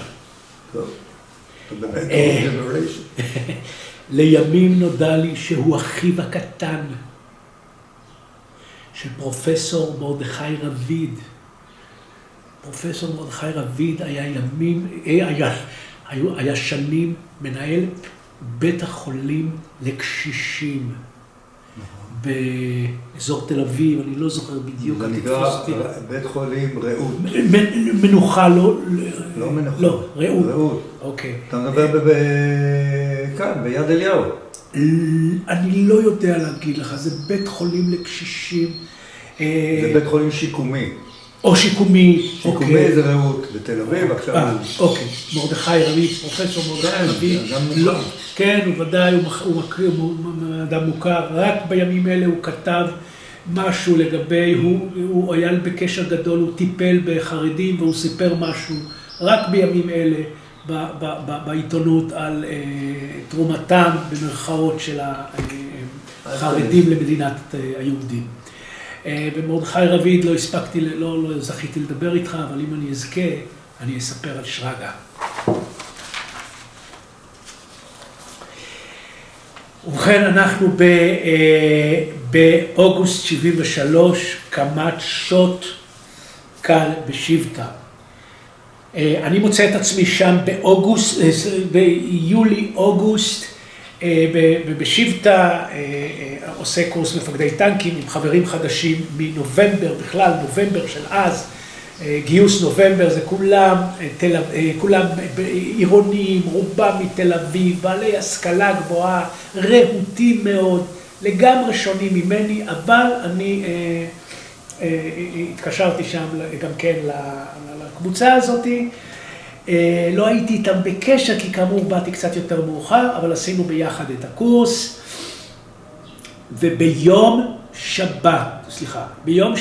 ביום שישי, 5 לאוקטובר, אני מוצא את עצמי בשעות הצהריים, מבצע את תרגיל, איך קראנו לזה, בוחן צוות אחרון כמת"ק, כשמי שיושב מעליי, מה שנקרא הגנה, על כיסא מיוחד שמרותח שם למעלה, בצריח למעלה, זה המ"פ שלי, ארז בנימיני, שהוא חנך אותי, הוא בחן אותי בתרגיל האחרון, תרגיל צוות האחרון של הפלוגה. ובשבטה. זה היה ב-11 בצהריים, 12 בצהריים, עד היום אני זוכר, ירדנו, עשינו את השיחה, אמר מה שאמר, אמרתי אני מה שאמרתי, ונפרדנו. כעבור שעה מצאתי את עצמי ביחד עם כל הפלוגה, או ביחד עם כל הגדוד, עומדים במרכז הגדוד באיזשהו מגרש מפגשים, חברים, תוך כמה דקות אתם מגיעים עם קידבקים, אנחנו יורדים לסיני, ככל הנראה למלחמה. שעה אחרי שאני יורד מתרגיל צוות, אין לנו בכלל בראש נושא של מלחמה, של בעיות בגבול, אנחנו כל כך רחוקים מזה, עסוקים בקורס. זה כבר היה ממש סוף הקורס. זה היה ממש, כן. אתה כבר היית מקצוען. כן, הייתי מת"ק. אפילו סיפרו לי, אבל אני אגיד את זה, לא שמעתי את זה במו אוזניי, אבל המת"ק המקורי שלי, לפני המלחמה, כלומר, כשאנחנו עומדים רגע לפני לצאת למלחמה, ביקש שאני אהפוך להיות המת"ק והוא יהפוך לטעם קשר. כך סיפרו לי, אבל אני לא שמעתי. כלומר, הייתי די מקצועי. אוקיי, אז אנחנו נמצאים כבר ביום שישי, בשעה 1-2 עם כל הציוד, עולים על אוטובוסים, נוסעים למה שנקרא בסיס חצרים, בחה 6 מי שמכיר, עולים על מטוסי נורד ונוחתים בשעות הערב, 6-7, ערב יום כיפור 73, ברפידים, ביר גפגפה מה שנקרא. משם שוב מחכים לנו אוטובוסים או מסעיות ולוקחים אותנו לגדוד 77 שאנחנו מכירים לפני חצי שנה. כי בגדוד 77 יש שם שוט. אגב, קמ"ט אז היה מחולק לשני גדודים. בעצם החטיבה 460 אז, כמו גם היום, הייתה חטיבת בית ספר.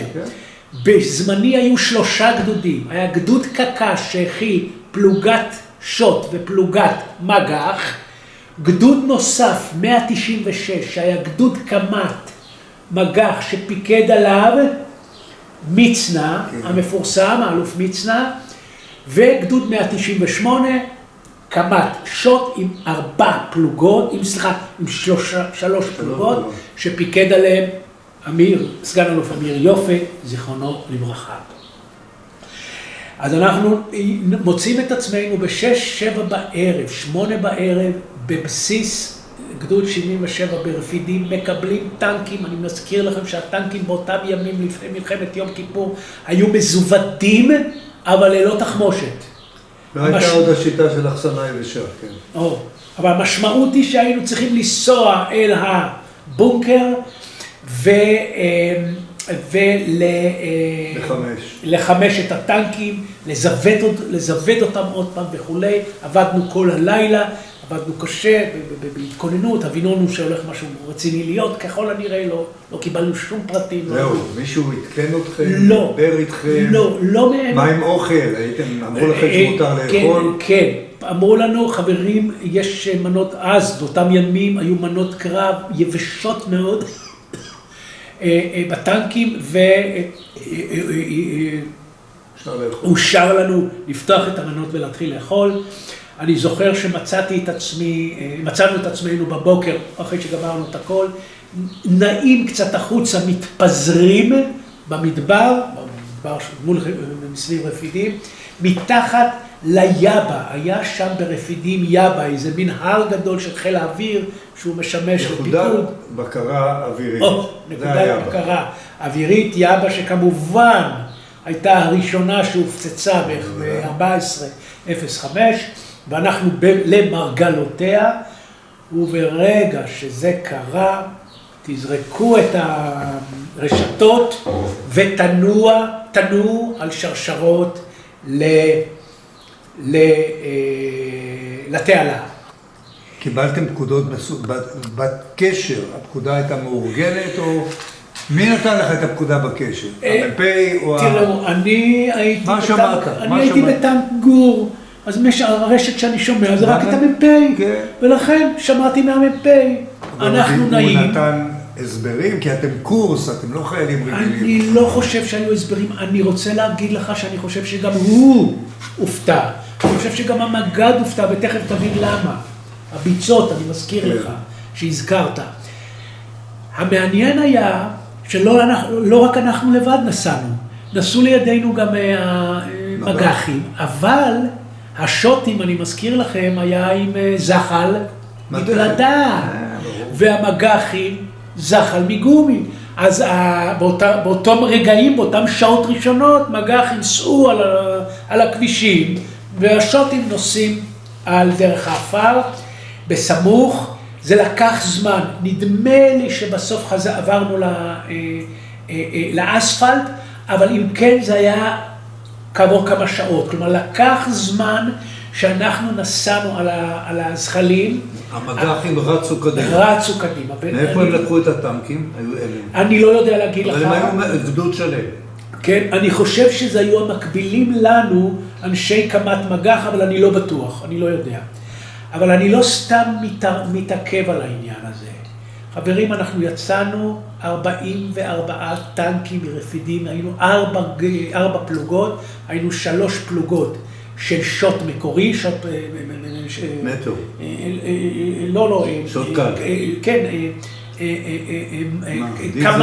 קמת, 3 פלוגות קמת, והתווספה לנו עוד פלוגה אחת, פלוגה של בית ספר לשריון, שבעצם המדריכים וכולי הקימו עוד 11 טנקים, היה לנו 4 פלוגות, 44 טנקים. הכל תחת פיקודו של אמיר. של אמיר יופי. כבר בדרך פרסתי והטנק נתקע. כלומר, עוד לפני שפגשנו את הפגזים של הצד השני, סדק גדול ירד בדרך, ובעצם ביום ראשון, אחרי מוצאי שבת, מצאנו את עצמנו 44 טנקים שהפכו ליחידה של 10, 12, 15 טנקים, באים, הולכים, נפגעים, מקבלים טנקים חדשים. אני רוצה לחזור אותך דקה אחורה. נסעתם בשולי הדרך. נכון. ומה היו הסיבות להיתקע בדרך? תחזוקה, גרועה, או שלא הבאתם לנהוג, או נהגתם מהר. יכול להיות. אבל אתם מתורגלים, אתם בכירים. כן, אבל נוסעים מהר על דרכי האפר, אולי לוקחים ידיות לא כמו שצריך. לא חשוב, היו בעיות. היו פריסות. כלומר, כשאני אומר... רגע, אתם יצאתם ב2 לצורך העניין, ב3 יצאתם מרפידים. הגעתם לאזור טסה. לא, קנטרה. קנטרה. בכיוון קנטרה. קנטרה מפרקת, בשעות הערב, 6-7 בערב. ואז התחיל ליל הלחימה? נכון, כן. לא, כי דיברת על למחרת בבוקר. כן, נכון, כי רציתי לתת את לוח זמנים. לא את הלוח זמנים, רציתי את הפרדוקס הזה שיצאנו 44 טנקים ולמחרת הפכנו לגדוד של 15 טנקים, כלומר, איבדנו הרבה טנקים, לא כולם נפגעו. ברור. אז רק לקבל את המושגים. אוקיי, אז אני אתמקד בטנק שלנו. סליחה שאני חותך אותך. אתה היית מודע לזה שאתם נוסעים לכיוון מפרקת, לכיוון קנטרה, או כמו כל טנקיסט נסעת על התעלה. עכשיו, אני לא הכרתי את התעלה. אני בספק אם המ"פ שלי הכיר את התעלה.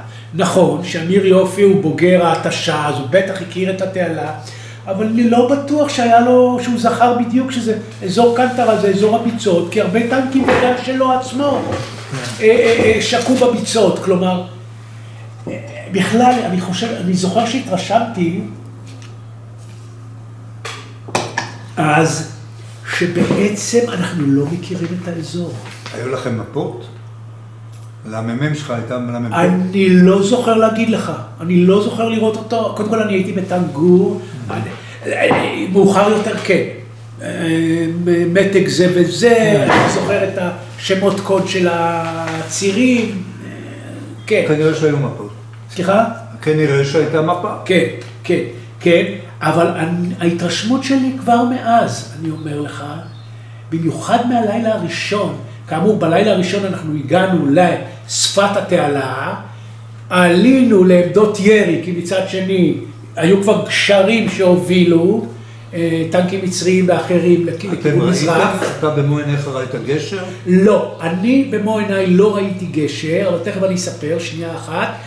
כשאנחנו עולים ב6-7 בערב, בעצם הטנק שלי, לעמדה, הטנק שלי בעצם שבר בורג מתח והיה מושבת, ובעצם לא ירינו שום פגז באותו לילה. מאוחר יותר 2 טנקים נרתמו אלינו וחילצו אותנו 3-4 קילומטר אחורה לתאגן, ששם תיקנו את בורג המתח, ובעצם הייתי טנק יחיד מהפלוגה האורגנית שלי, שהיה ביום ראשון בבוקר לרשות המח"ט. דוגמה. עכשיו, שאלת לגבי הגשר, אז כאמור אני לא ראיתי גשר באותו לילה, אבל אני הייתי 2ב', לידי היה 2א. 2א זה טנק שפרס זחל, הוא עלה על עמדה מול גשר מצרי, והוא פרס זחל על היציאה של הגשר. הוא בעצם היה טנק ללא תנועה, אבל היה לו תותח במקלעים וצוות מצוין. מפקד הצוות היה אובידה, תותחן היה ידין טננבאום, תכף אני אזכיר אותו. הנהג היה אלוף אייל בן ראובן שכולכם מכירים, והטען קשר היה איקי, טעיתי בשם, אל תתפסו אותי במילה. הם פרסו זחל ועשו מלחמה גדולה, אבל בסופו של דבר טנק מהצד השני פגע, ושני החברים, אובידה וידין טננבאום, נהרגו, שניהם קיבלו את אות המופת. שני האחרים בצוות, אחד נפצע ופונה, השני, דיברנו לפני כן, מכיוון שהיינו טנקי שוט, ועיקר סדק השוט היה בכלל ברמת הגולן, אז כל אנשי הצוות שנשארו בחיים מטנקי השוט שנפגעו בעצם התאספו למחרת, יום ראשון, והועברו כצוותים לרמת הגולן. מי שנשאר עם השוט התקין המשיך את הלחימה למטה, אבל אז כאמור אובידה וטננבאום נפלו. אני רוצה לספר על ידין טננבאום.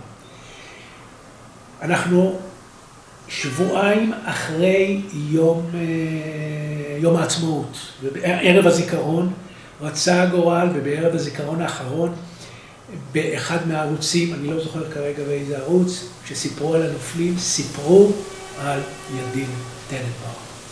ידין טננבאום. שבוע לפני מלחמת יום הכיפורים, כאמור, אנחנו בראש השנה. בראש השנה, גדוד 77 שהזכרנו קודם, עלה למעלה על רמת הגולן, ולכן נשארו לנו הטנקים ב-77, מחכים לנו ריקים. רצה הגורל, בראש השנה האחרון, שבוע לפני המלחמה, נשארנו בקורס בשבטה, ורצה הגורל, וידין ואנוכי שמרנו ביחד, באותם ימים, התחמושת הייתה רחוקה, איך קראו לזה? בבונקר. ובבונקר שומרים 3-4 שעות, כי אי אפשר לנסוע, זה במרחק קילומטר, 2-3.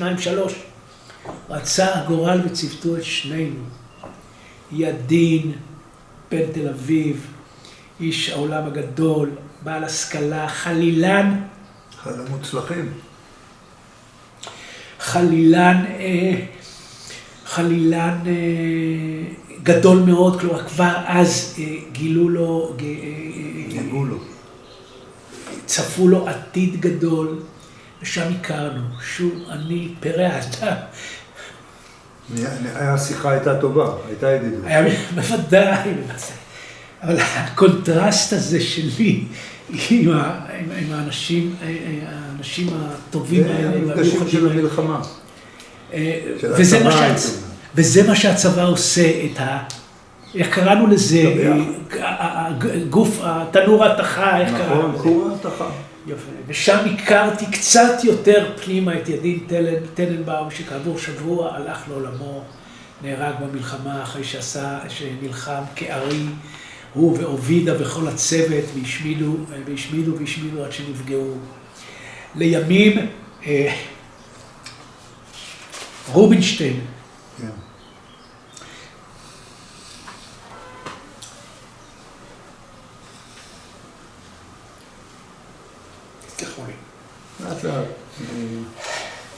לימים, ליאונרד ברנשטיין, שלא הכיר אותו, כתב לכבודו יצירה כן. בחליל, ששומעים אותו בוודאי עד היום, וזה ידין טננבאום, שזכיתי להכיר, שנשאר צעיר בן 19 בחולות סיני. ביחד עם אובידה היה המתק שלו, בן חיפה, פחות הכרתי אותו כי הוא היה מהסגל, אבל שניהם 19-20.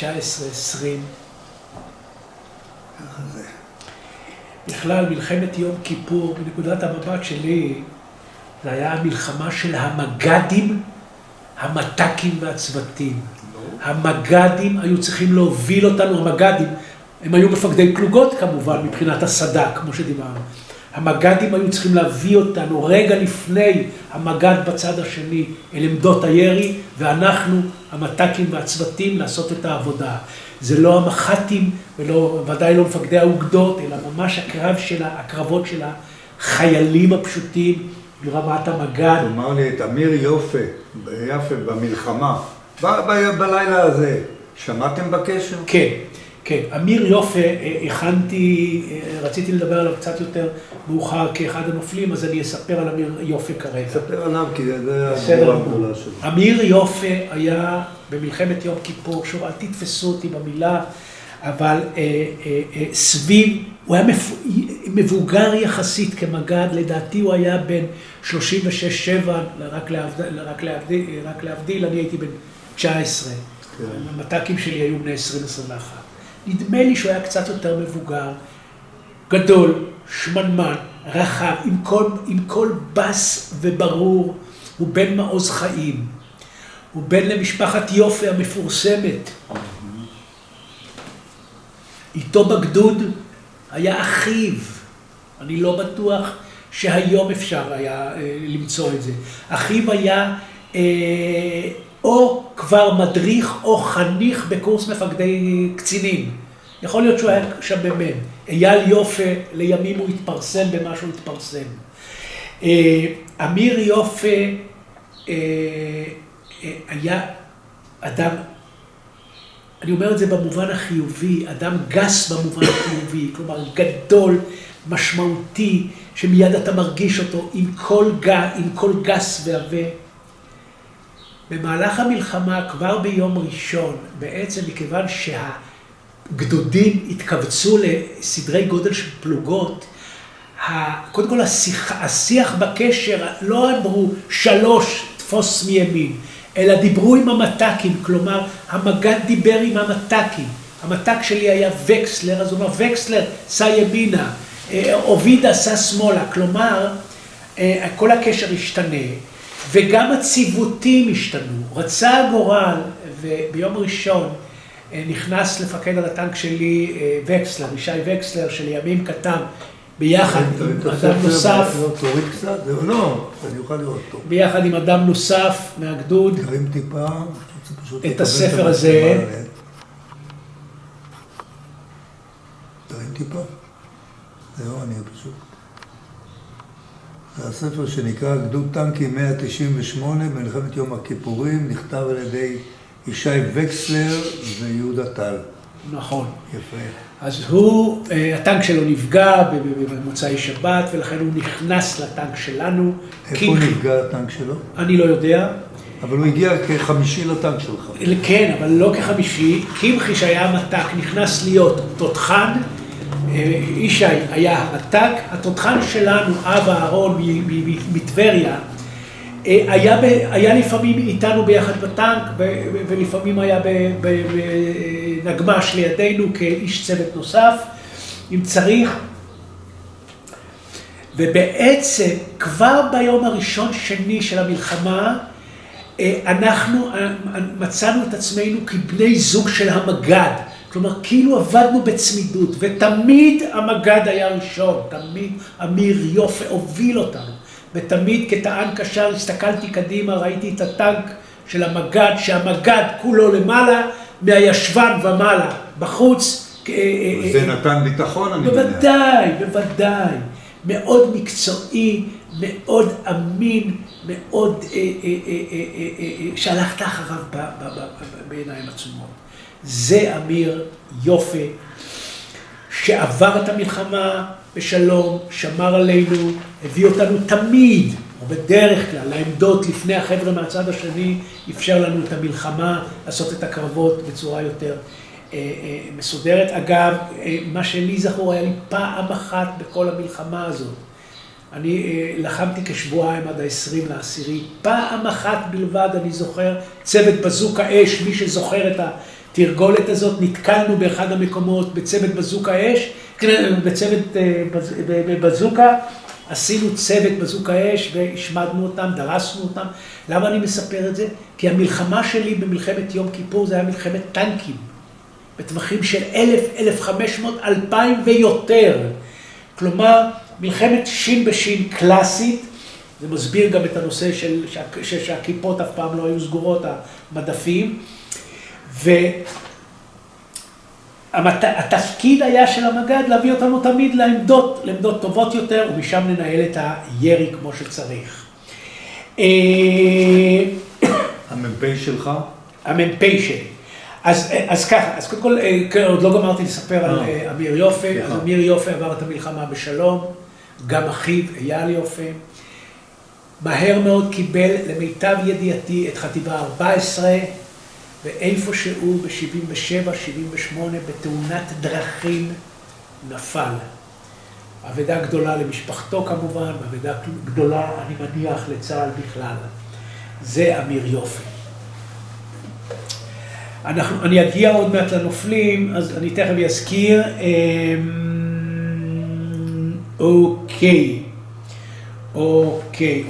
אוקיי, אנחנו מתקדמים. מפרקת, כן, בלילה הראשון אנחנו יועדנו למפרקת, הגעתי למוצב מפרקת, היו שם קרבות, אפשר לקרוא את זה בספר הזה. כאמור, אני בלילה הראשון היינו מאוד פסיביים, כי שברנו בורג מתח ולא יכולנו, לא הייתה לנו תנועה. מתי חזרתם לקרב, ללחימה? בוודאי, חזרנו למחרת. כאמור, עוד בלילה גררו אותנו שני טנקים, 3, 4, 5 קילומטר אחורה לתא הגד. סדנה הייתה שם. סדנה. תאגד לפינוי נפגעים. כן, אבל אני זוכר את זה כתאגד. זה בסדר, פלוגת המפקדה. בדיוק. ושם תקנו לנו את הבורג מתח הזה, וחזרנו והיינו טנק איך הייתה, אני רוצה לרדת מהברזל אליכם. אתם שם, אנשים צעירים. תראה, אני זוכר... מה היו הרגשות שלך? מה... אם בכלל היה משהו? כי חיילים, אני יודע, יש לנו נטייה להיות... די... כאילו זה לא קורה, זה על ידינו.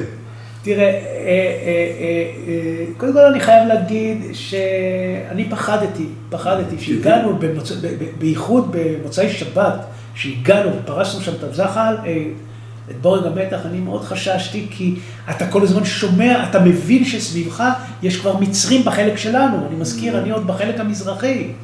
אז הבנתי שזה רק עניין של זמן. עכשיו, אנחנו גם לא אנשי חיר, אני לא יודע מה המצב היום עם אנשי צוותים. אנחנו היינו עם עוזי, עם 2, 4 מחסניות, הידע בחיר שלנו היה נמוך. אני זוכר שבאו לגרור אותנו, אני והתותחן התבקשנו לרדת מהטנק ולהרכיב את הכבלים. בטנקים שלנו, בשוט, היה לנו 2 כבלים מסביב לטנק. נכון. בדיוק לטובת הדבר הזה. נכון. אז ירדנו וקשרנו, נדמה לי שעשינו את זה בהצלבה גם עד כמה שזכור לי. אני שקשקתי מאוד, כי הייתי שם למטה, הייתי אומנם עם אוויר סיר, אבל אז אתה לא שומע כלום, עם עוזי ואתה עובד בידיים כדי לחבר את השרשרת, את הכבל. וזה לילה חשוך וכמובן רעשים והפגזות וכו' וכו'. זה היה רגע לא נעים. בכלל הקטע של הלילה הראשון מבחינתי היה קטע מפחיד, כי בעצם היינו חסרי אונים. גם אתה נמצא במין שיפוע כזה, התותח כבר לא רלוונטי, התותח מגיע לשמיים, אין לו הנמכה. יש לך אולי את המקלעים ואת העוזי, בסדר, אבל... ואנחנו חיילים צעירים, אתה מצד אחד פוחד, מצד שני אתה עוד לא יודע מה זה מלחמה, אתה לא... בכלל אני רוצה להגיד כבר עכשיו, אנחנו עדים עכשיו לנושא של נפגעי הלם, איך אנחנו קוראים לזה? הלם קרב. אני חייב לומר שלמיטב הבנתי, לי אין את התופעה הזאת, ואם אני שואל את עצמי מדוע, זה לא בגלל שאני גיבור כל כך גדול, אלא בגלל שלא נחשפתי כמעט לתמונות טראומטיות. כלומר, תמיד הייתי בתוך טנק, תמיד לחמנו רחוק, כלומר, לא ראיתי הרבה פעמים את האויב שהרגנו. היו לידי נפגעים כמובן, אבל לא ראיתי תמונות שנחרטו בי והיו יכולים לפגוע בנפש, ולכן... תקנו, סליחה שאני מחזיר אותך לקרקע הסדר הכרונולוגי. תקנו את הטנק. תקנו את הטנק, ובעצם הגדוד התייצב בסדר גודל של 12, 14, 15 טנקים. נסעתם קדימה מערבה, לכיוון תעלה. היינו לא רחוקים מכיוון התעלה. כן, ברור. ובעצם אני לא יכול לספר את הקרבות, אבל אני אגיד רק את השמות שמי שהיה שם מכיר, קרבות שעשינו במפרקת, בטלוויזיה. אתה זוכר שנייה במפרקת, כי זה חשוב. כן. אתה זוכר את העניין של מפרקת? לא מהספרים. מה היה שם? לא. אני מפרקת, הייתי במפרקת, את מפרקת אני מכיר דרך הספר. כי כאמור, אני לא הייתי פעיל באותו לילה. ועל הטנק שלך באותו בוקר שחזרתם למפרקת, מי היה שם? מי המתק או מי... המתק היה הצוות המקורי. הצוות המקורי. קמחי, אנוכי, אב ואבי לוי. אנחנו נשארנו כצוות. הטנק שלכם הגיע אחרי תיקון לאזור מפרקת. עליתם למפרקת או ישבתם למטה? כי מפרקת הייתה אני לא יכול לספר את האקט הזה, אני לא יכול לספר. אני זוכר רק, אחרי שתיקנו לנו ביום ראשון את הטנק, כן. נכנס אלינו, כאמור, אישי וקסלר, שלא היה במקור המתק שלנו. כן, ברור. התותחן שלנו יצא מהטנק, המפקד שלנו, קמחי, הפך להיות תותחן, ואנחנו צוות. טנק מקורי של הגדוד, של הפלוגה שלי, שעדיין מתפקד. וקסלר התקן אתכם, מה קורה? אני לא זוכר לספר דברים כאלה, הכרנו בסך הכל, כי היינו חניכים, אבל התחלנו את החיים כצוות. אני לא יודע לספר את סיפור הקרבות, את הכרונולוגיה, אבל אני רוצה רק להגיד, בצד המזרחי, טלוויזיה, מכשיר, חמוטל, חווה סינית, תכף נספר על החווה סינית משהו.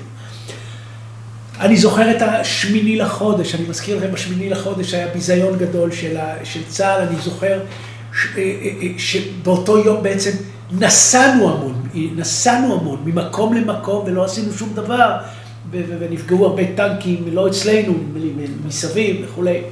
איך היה מלא מחדש, דלק, תחמושת? כן. היה מסודר? כן, אז אני אספר. צוות מקורי דיברנו, טנק מג"ד דיברנו.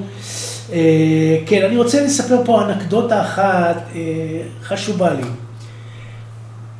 איתי בפלוגה, או איתי בגדוד, היה גם בן דגניה נוסף, שמו ינון, שהוא היה בקורס קציני שריון, והוא היה ביחד איתי, כלומר, אנחנו לחמנו בערב הראשון, ונפגע לו הטנק, והוא בעצם, ונפגשנו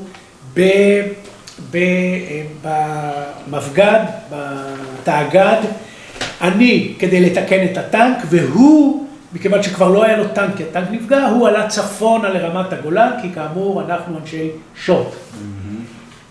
דיברנו, נפגשנו, והנה נפרדנו. לימים התברר לי שהוא עלה לרמת הגולן, הוא יצר קשר עם הוריו, סיפר שהוא בסדר וכו', ושהוא אפילו פגש אותי ואני בסדר. אני כמובן לא ידעתי שום דבר.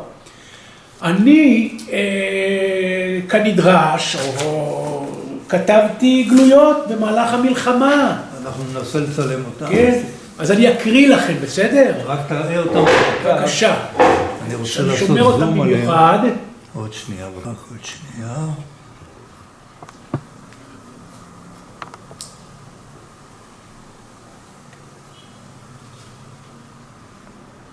כן. אני אקריא לכם רק. זה מה-11/10/73.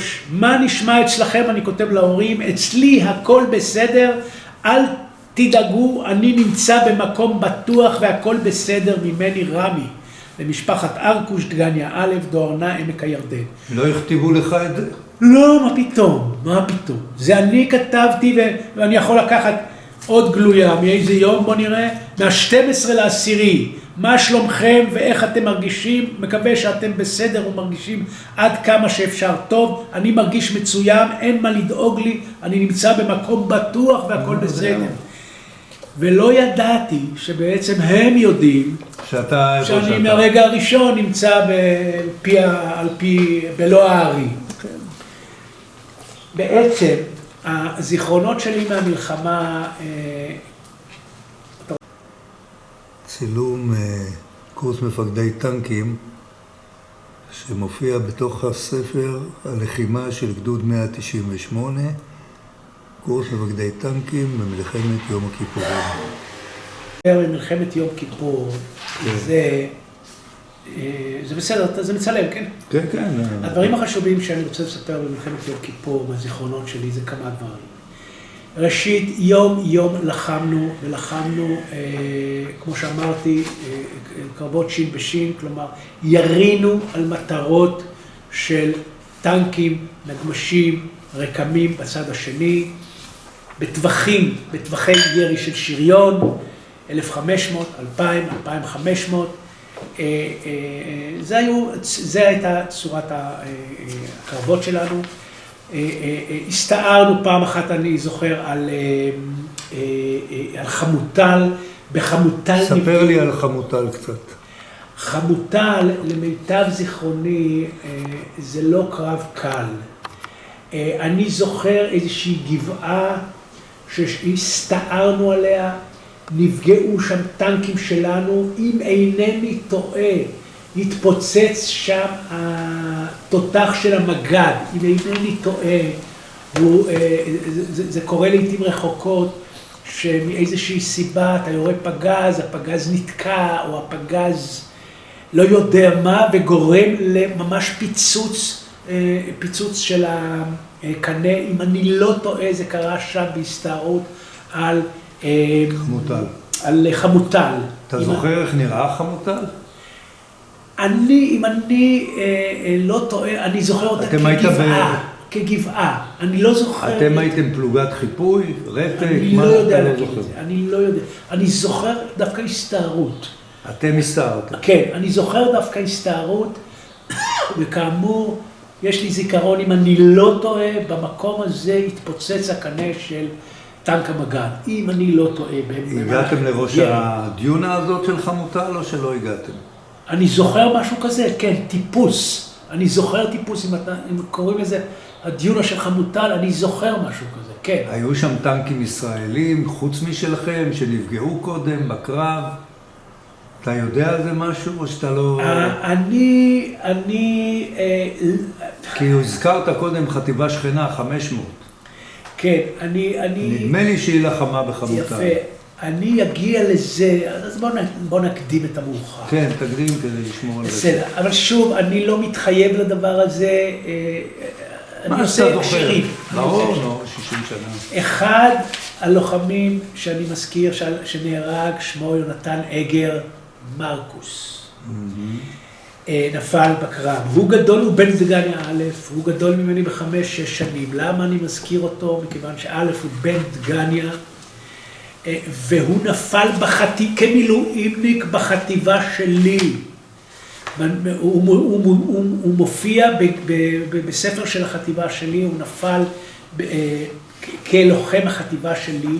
לדעתי, כלומר חטיבה 460, לדעתי הוא התחיל את המלחמה בחטיבה אחרת. אולי של אסף יגורי, מי שזוכר, שנפל בשבי בסופו של דבר. ואסף יגורי. ולימים אתם זוכרים את האלוף שכל הזמן מכה עלינו עכשיו, האלוף שהיה נציב קבילות החיילים, האלוף שמופיע הרבה בטלוויזיה ומדבר על... על מה הוא מדבר?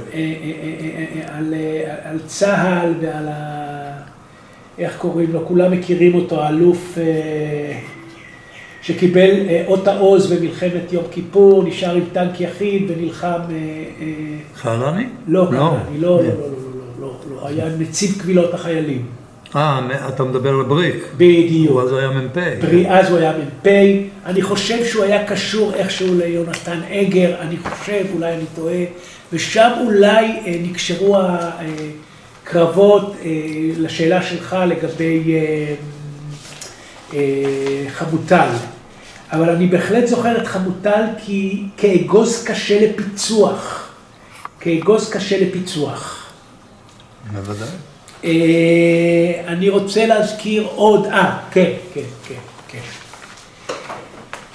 נשאלתי פה לגבי איך קיבלנו מזון, איך קיבלנו דלק, איך קיבלנו תחמושת. אני יכול לדבר רק על טנקי השוט, יכול להיות שזה גם אופייני למגח, אני לא יודע. אנחנו היינו עיוורים בלילה. עיוורים בלילה. לא היה לנו שום אמצעי ראיית לילה, ולכן כשנגמר, כשירד החושך, בעצם כינסו אותנו כברווזים לתוך מתחמים, חניוני לילה בקיצור. חניוני לילה, או זה המילה הטובה, שאותנו מאבטחים חיר, כי אנחנו לא שווים כלום, לא יכולים לעשות שום דבר. אתם לא הבטחתם את עצמכם? כן. היינו ערים בתוך הצוותים, אבל תמיד היה מסביבנו אנשי חיר שהגנו עלינו, ושם בעצם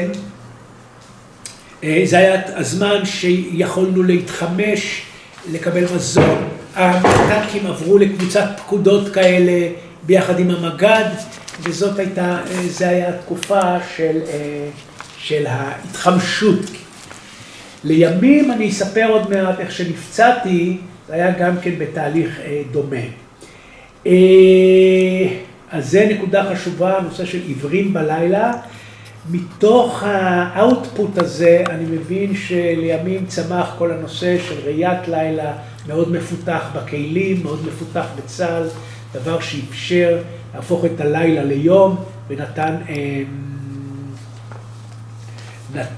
אפשרות להילחם בצורה מסודרת בלילה, אבל זה בהחלט נקודה שאני זוכר, נקודה שלילית מהמלחמה שלנו. פעם ראשונה ששמענו את המושג טילי סאגר היה כמובן במלחמה האחרונה.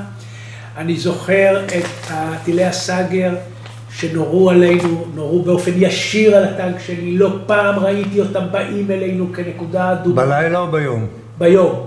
איך הם נראו? כנקודה אדומה מרצדת. אני איתך.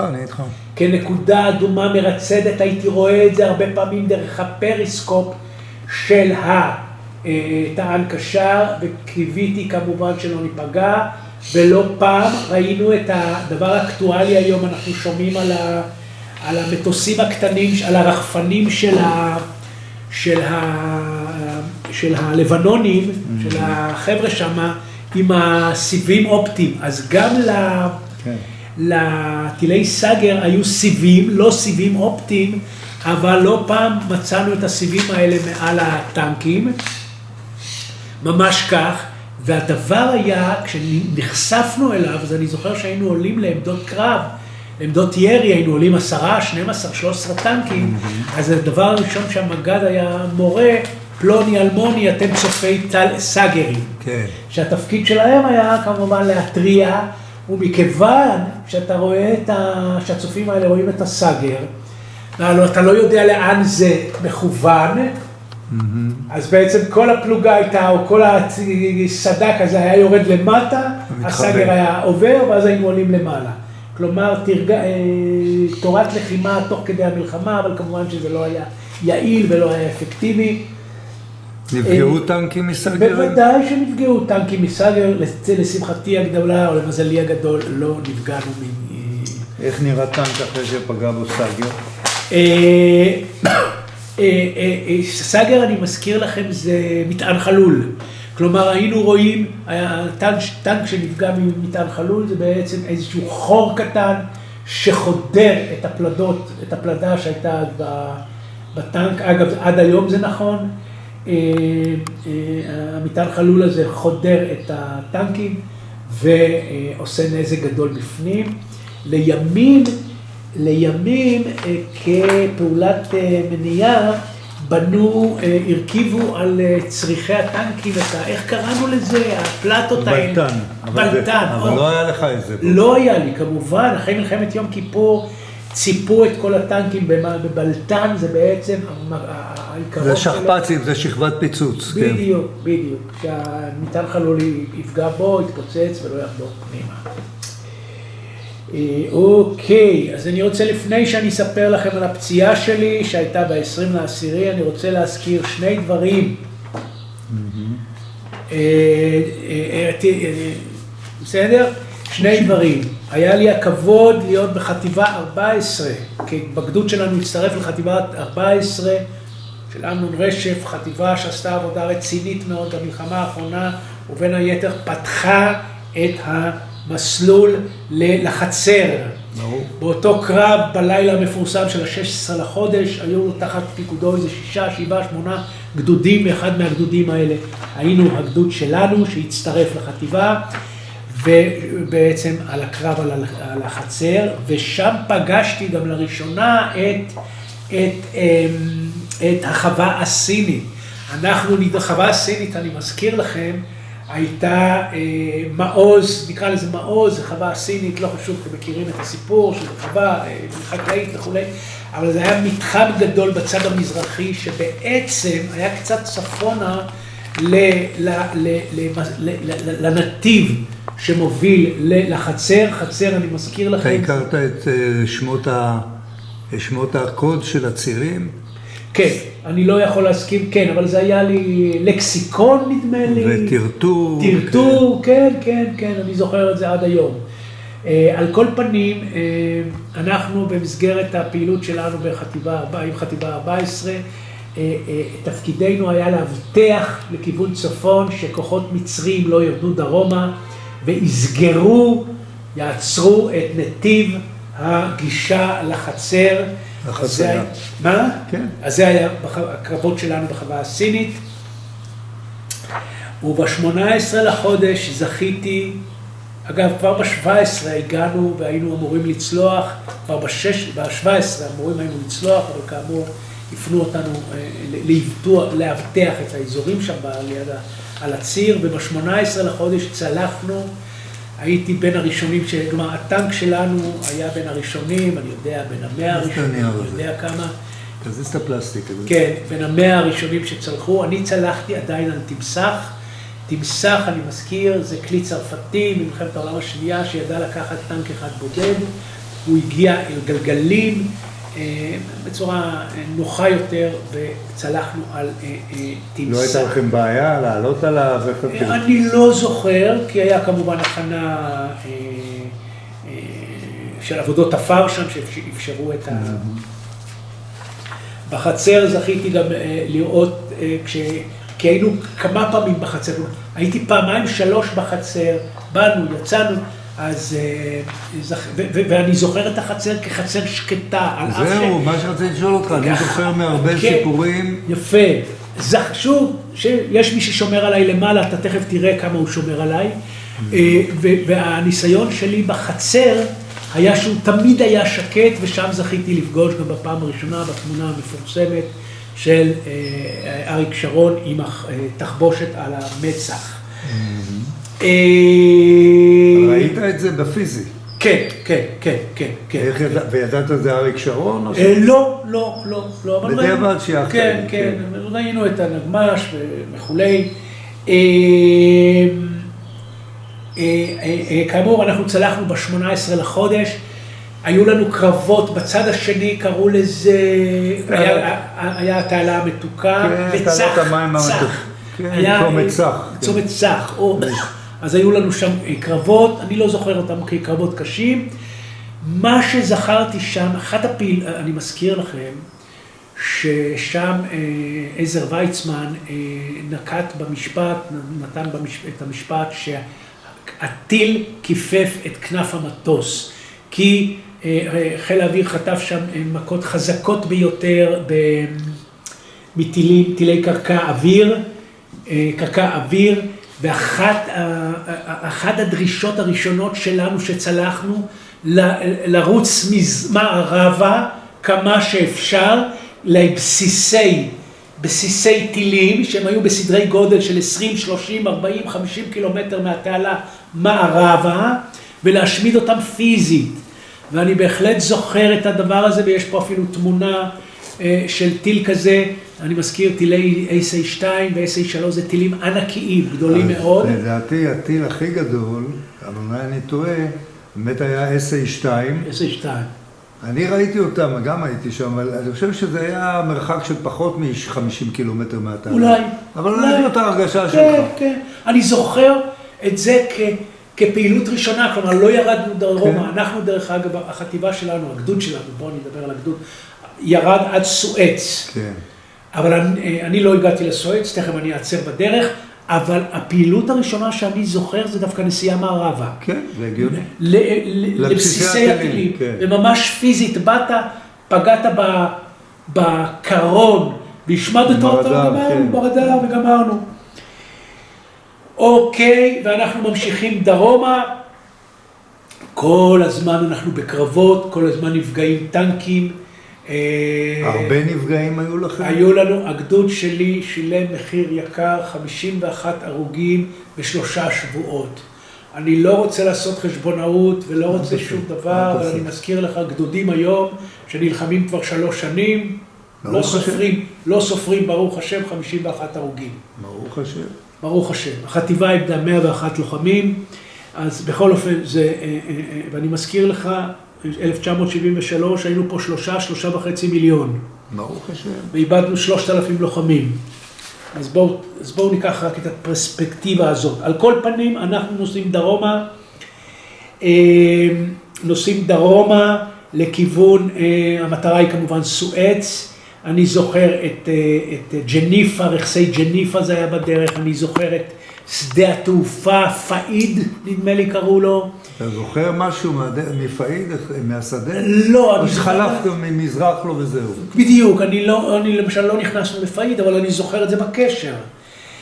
וב-20 לעשירי, זה ביום שבת, בדיוק שבועיים אחרי המלחמה, אנחנו עומדים בעמדות ויורים, ואז חימוש, מה שאמרת, התחמשות, אומר לנו המג"ד, חבר'ה, רדו קצת אחורה. מי המ"פ שלך באותו שלב?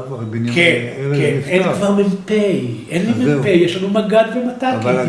אבל הגדוד לא גדל מחדש?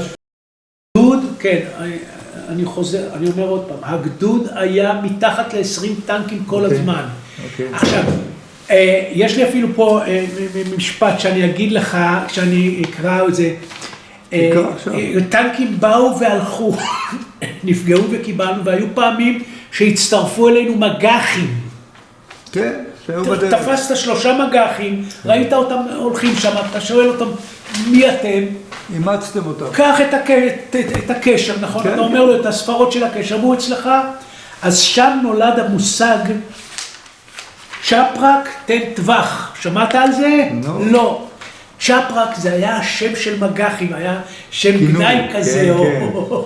אז אני זוכר שהיינו עומדים בעמדות, והמג"ד היה אומר, צ'פרק תן טווח. אל תשכח שהיה לו מערכת... בדיוק, הוא היה נותן לך 1,800 מטר, אתה יודע שזה לא 1,800, אבל אתה שם כבר 1,800, אתה חוסך לך פגזים, אתה כבר מגיע קרוב. אז אני זוכר את זה, צ'פרק תן טווח, ושם היו באים טנקים והולכים טנקים, לא היה ציוותים, לא היה דבר כזה פלוגות במובן האורגני, ואם כן פלוגה הייתה 3 טנקים. תגיד לי, בצוותים שלך, שבעצם הצוות נשאר אותו צוות. נכון, נכון. איך היה היחסים ביניכם? טובים, חברות, התחזקה? אני לא זוכר איזה קשר מיוחד למת"ק שלי. הוא היה אתה יודע, וקסלר. וקסלר. הוא היה מאוד אנושי, הוא בן קיבוץ, אבל אני לא זוכר איזה קשרים. אני דווקא זוכר קשרים טובים מאוד עם התותחן ועם הנהג. אוקיי. כי הם היו... איתך עוד מקודם, כן. וקסלר לא היה שלך בתחילה. בדיוק, והוא גם היה קשור, הוא היה אומנם סג"ם, אבל הוא היה מאוד דומיננטי בגדוד. המג"ד היה שולח אותו לכל מיני דברים, מקומות, הוא שמח עליו מאוד. אז אתם הייתם בעצם, בלי שרציתם, בטנק, שהוביל אותו, שעשה דברים שונים מכולם. אני חושב שהתשובה היא נכונה. אני לא רוצה זה לא שוויץ או משהו. בדיוק. אני הרגשתי שיש לו איזו חיבה מיוחדת, הוא סומך מאוד על אותו וקסלר, וכמו שסיפרתי לך, אנחנו כל הזמן היינו בישבן של המג"ד, היינו ממש מספר 2 שלו. מצוין. אגב, אולי בזכות זה אתה מספר לי פרטים, שאם הייתי מראיין טען קשר בטנק אחר, הוא לא היה יודע. אני חושב שאתה צודק. אתה ישבת בתחת של המג"ד, ראית? אני רוצה גם להגיד שגם וקסלר היה מאוד אמיץ, מאוד קר, מאוד מקצועי. שמחתי שאני בטנק הזה. כלומר, שמחתי על האיש, שמחתי על הצוות, שמחתי על המג"ד, זה מצוין, נו. זה עושה את המלחמה. עשינו, הצוות שלי, אני יכול לדבר רק על הצוות שלי, עשינו עבודה, מלחמה מקצועית, מלחמת טנקים, לא נתקלנו באירועים. נדבר. טוב.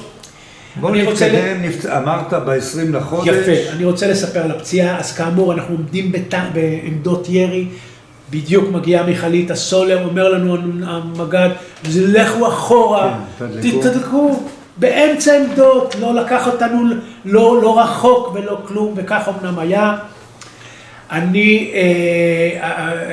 אנחנו נוסעים קילומטר אחורה, אני יודע, 2 קילומטר אחורה, מגיעה מיכלית סולר שאתה מכיר היטב, ואנחנו בעצם עם הישבן לעמדות, בסדר? כי גם מיכל הסולר היה פה, היה מאחוריי פה מצד שמאל. והעמדות שמה, אנחנו עכשיו עם הישבן לשם, המסעית כאן, ואני יושב למעלה בצריח, עם הגב אחורה, מטפל, אני זוכר עד היום, הוצאתי את המקלע מקביל וניקיתי אותו. זו הזדמנות. לידי פה למטה עומדת מיכלית ומתדלק מקצועי, לא אני. וכל הזמן אנחנו שומעים בז', אתה מבין שאתה... מדווח. אבל אנחנו מתדלקים, וברגע מסוים קיבלנו... אני לא יודע עד היום, האם זה היה נ"ט או האם זה היה ארטילריה בכנף שמאל. בזר שמאל, באזור הזה למטה, 2-3 מטר מתחתיי. זה באותו קו של הפייה. בוודאי. אמנם המכלית לא התפוצצה או משהו כזה, אבל נפצע מאוד קשה, המתדלק. יכול להיות שהוא גם לא יחזיק מעמד, אינני יודע, הוא לא היה... לא היה אורגני. אני... נפצעתי, כמובן, כאמור, אני עם הגב לשם. אז אמרתי לך שריבונו של עולם שמר עליי.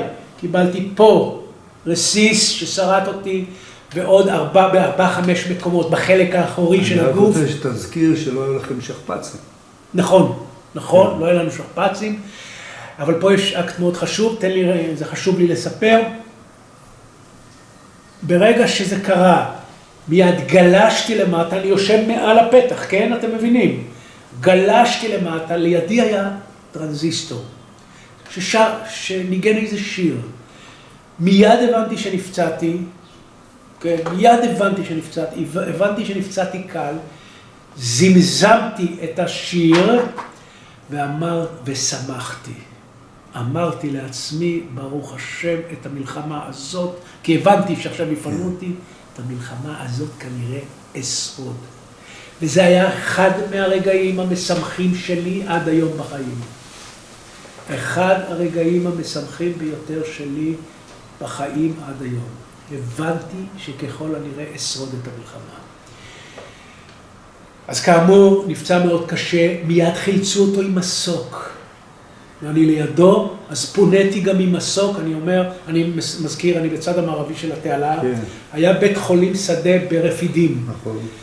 שם התחלתם את המלחמה. נכון. ובעצם המסוק לוקח אותנו לרפידים, לבית חולים שדה. עכשיו, אני נפצעתי מאחור, אז שכבתי על הבטן, ושכבתי מעל הטייסים. כלומר, ראיתי את כל הטיסה, והם טסו על הכבישים, דרך הכבישים, נכון?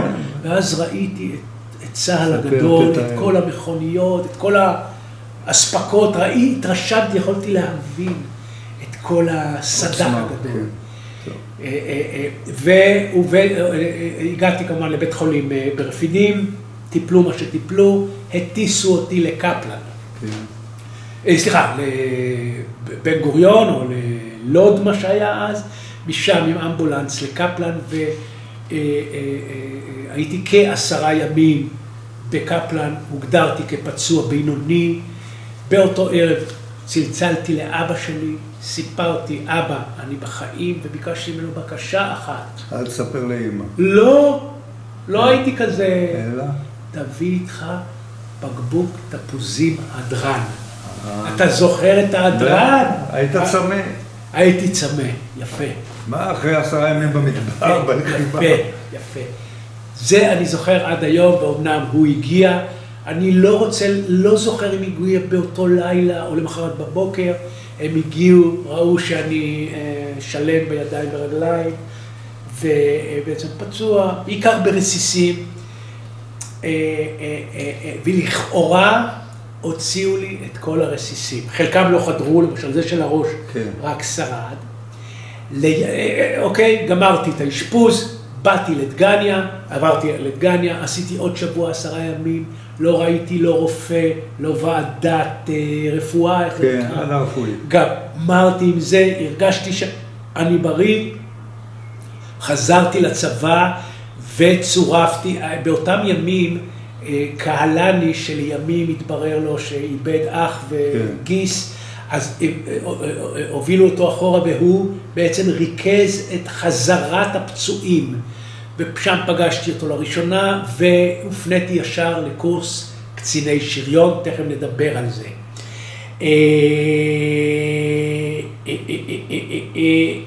אז אמרת, זאת הפציעה. איפה היה הקורס? איפה הוא התנהל? כבר אני מספר, הנה, כתבתי, הרגע הזה זכור לי כאחד הרגעים המשמחים בחיי, כי הבינותי שנפצעתי בינוני, וככל הנראה אשרוד את המלחמה הזו. זה הפציעה שלי. כאמור, חזרתי מהפציעה, אולי אחרי שבועיים, חודש, חזרתי בעצם לפעילות השגרתית, והופניתי לקק"ש בנבי מוסא. נבי מוסא זה מתחת לירושלים. רובו הגדול של קק"ש, אולי אני טועה, אולי מחציתו היו בכלל מילואימניקים, שהיו בט"קים, והסבו אותם לקצינים, ועשינו שם בעצם רק את ההשלמה החילית.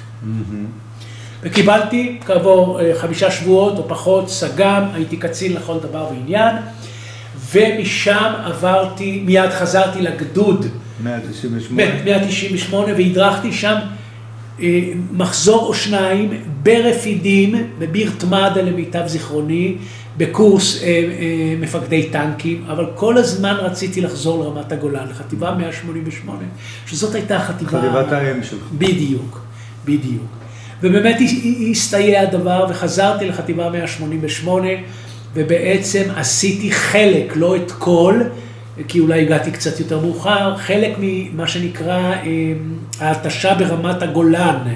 מי שזוכר, עד בעצם אפריל, מאי, יוני של 74, היה 3, 4, 5 חודשים של התשה ברמת הגולן, מקומות כמו חרפה, מזרת בית ג'אן, חלס, חאן ארנבה. שם ישבת. שם ישבתי במסגרת גדוד 77, גדוד 74 בחטיבה 188.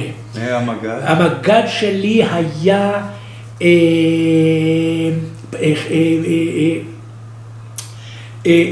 אם אני לא טועה, חיים ברק נדמה לי, ולימים פאצי. פאצי היה לוחם אמיץ גדול וכולי, שבא בכלל משקד, והוא עשה הסבה לשריון, בעצם אני פגשתי אותו שם כמח"ט, פצי נדמה לי פגשתי כמח"ט, המג"ד שלי... אני לא בטוח. אולי... הוא היה ביום כיפור, הוא נכון. היה תפקיד מג"ד, פחות או יותר מג"ד, יכול להיות. אתה יודע, אבל לא זוכר, על כל פנים, שם היה לי את ה... היית במבצעים, אז בטח נפגשת איתו.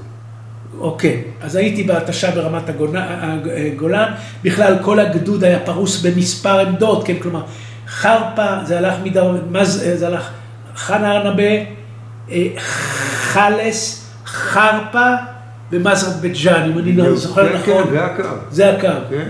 אז כל פלוגה תפסה איזה מקום כזה, אז שוב לא היינו גדוד מקורי, אלא במין... איך היה החורף?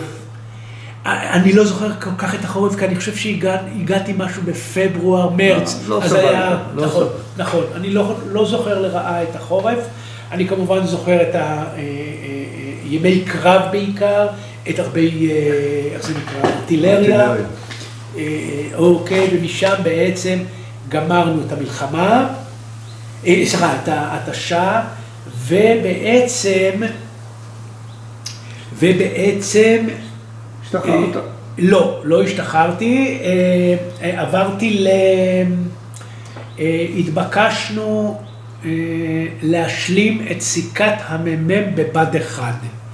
בעצם היו כמה וכמה קק"שים כאלה, אבל צה"ל החליט שאו אחד או שניים מהקורסים הזה, צריך להחזיר אותם כן, לרגיל. יפה. אז רצה גורל והיו רק שניים מתוך הרבים ורצה גורל ואני אהיה בראשון. ובאמת, כשעזבתי שם את ההתשה, נאלצתי לעבור לבד אחד ולהתחיל, ולעשות כאילו קורס קצינים רגיל, אגם, אני יודע. מגמת אגם. קורס אגמי. ושם הפציעה, אני נפצעתי פה, בין היתר פה, באזור הצלעות, וקיבלתי, היו בדיוק נדמה לי שינויי מזג אוויר, קיבלתי כאבים מאוד מאוד חזקים, ונאלצתי להפסיק את הקורס, וירדתי מבד אחד, ביקשתי לחזור לרמת הגולן, לא יכולתי לשרת אז בטנקים, כי הפציעה הייתה, זה היה השלבים ראשונים של הפציעה, ומצאתי את עצמי בעצם כשנה, או 3/4 שנה, באגם אוגדת 36, כשהמפקד שלי זה החבר, תת-אלוף יאנוש בנגל, שכולנו מכירים, ושם סיימתי את השירות, באוגוסט 75. השתחררתי, עשיתי הסבה לטנקי מג"ח, והמיוחד בעניין הזה היה שהייתי בחטיבה, כשעשית הסבה, זה היה כבר שהיית במילואים. כן, עשיתי הסבה לטנקי מג"ח. עכשיו, הגדוד שלי או החטיבה שלי, אני לא יודע לדבר על החטיבה, אני מדבר על הגדוד. זה היה גדוד מיוחד, שכל הסגל, ואני מתק, שכל הסגל הוא אנשים רגילים, אבל הצוותים הם ההסדרניקים, שכל חצי שנה מתחלפים. ולכן, בהיותי מתק, אוי ואבוי, שכחנו את התמונה החשובה הזאת. לא שכחנו. הנה הצליחה, לא על תמסך, אלא על... גולואז כזה. לא תמסך, יש תמסכים, לא תמסך... על דוברה. על דוברה שלוקחת 2 טנקים. זה לא אני, כי אני כאמור עברתי על תמסך, אבל זה בוודאי חלק מהגדוד שלנו, כי היו שם גם תמסכים, גם דוברות, אז הנה דוגמה לממש חצייה קרבית על תמסך של טנק שוט קל, זה טנק שלנו. על כל פנים, אז מה שהתחלתי להגיד, שבטנקי המג"ח, בגדוד המג"ח הזה, כל חצי שנה השתנה, אנשי הצוות באו חדשים, ולכן עשינו איזה 5, 6, 7 אימוני הקמה, כל פעם כגדוד חדש. שיגעון. בהיותי בן 35 בערך, כלומר, 1980, אני יודע, משהו כזה. עזבתי את הטנקים בגיל 35 ועברתי בעצם לשרת באחד מגדודי החילוץ וההצלה. ובאיפשהו ב-2003, בגיל 49, השתחררתי מצה"ל. שאלה לפני שאנחנו עוברים לדברים האזרחיים. לא, יש לנו עוד על נופלים, אני רוצה להגיד עוד מילה או שתיים. ברור, זה לא קשור. האווירה אצל ינוש במפקדת, באג"ם, מה עשית? היית סמל מבצעים? אז הייתי סמל מבצעים, אני זוכר את זה עד היום, איך קוראים לזה? במבצעים. במבצעים? כמה שזכור לי זה היה מתחת לקרקע, והייתי עושה שם משמרות, או בוקר, או צהריים, או לילה. זה מה שאני זוכר. הורידו לך פרופיל? לא. לא. הלכת לוועדה רפואית? לא. אוקיי, עכשיו תמשיך עם מה שהדברים שבאמת לא. חשובים. אני התבקשתי, וגם זה חשוב היה לי לדבר קצת על הנופלים. אז הזכרנו פה את יונתן, הזכרנו את שרגא, הזכרנו את ירדין, הזכרנו את אמיר יופי שנהרג בתאונת דרכים אחרי המלחמה, ארז בנימיני, יש לי עוד שניים שאני רוצה לדבר עליהם. ארז בנימיני, המג"ד שלי, זיכרונו לברכה. המ"פ שלך. סליחה, המ"פ שלי. הוא נפל בבוקר ביום ראשון, דהיינו בערך 12 שעות אחרי שנכנסנו לקרב הראשון. ביום ראשון ב8 בבוקר. איך הוא נהרג? אני אספר. האיש היקר הזה היה עם טנק טוב. זה מתקשר לשאלה שלך על מפרקת. כן. ובעצם בבוקר אני מזכיר, היה רצון לסלק את הלוחמים מהמעוזים. אבל הייתה התנגדות בדרג הפוליטי, ולכן הם נשארו, אבל בכל זאת, פינו נפגעים, פינו פצועים, פינו אנשי צוות של טנקים שנפגעו, אבל נשארו בחיים, כן? והחבר היקר הזה, ארז בנימיני, בבוקר ביום ראשון, העמיס על הטנק שלו רבים שחלקם עמדו על הצריח מסביב, והוביל אותם החוצה. אתה איתי? אני איתך כל הדרך. לאן הוא הוביל אותם? הוביל אותם לאותו תאג"ד שסיפרתי לך. זאת אומרת, 5 קילומטר רחוק. כן, חילוץ של אנשים, חלקם פצועים, חלקם בריאים, 10-12 אנשים שיושבים בנוסף לצוות, כן? וביניהם גם שרגא, החבר שלי. והטנק הזה נפגע, ושם מצאו את מותם חלק גדול מהאנשים שהוא חילץ, כולל הוא עצמו. זה לוחמים ממפרקת או גם טנקיסטים? זה היו טנקיסטים, לוחמים ממפרקת ואחרים, שהוא אסף, היה בכלל איזשהו, לא, השאירו את הלוחמים במעוזים, אבל נניח היית נכנס למעוז והיו שם פצועים, אז היית צריך לחלץ אותם. אז אלה האנשים. והוא מצא את מותו ביום ראשון, כלומר כ-12 שעות לפני... הוא מאיפה במקור? הבחור הוא וגם פה יש לי סיפור, הבחור הוא מנהלל. שנים רבות, אני לא הלכתי היו לי מספיק מקומות שאני הלכתי לנופלים, לא הלכתי לנופלים מהגדוד. הייתי נוהג, כשהייתי בבאר שבע, הייתי נוהג ביום הזיכרון בבוקר לפקוד את בית הקברות של באר שבע. ולהיות שם באותו קטע שכולנו מכירים.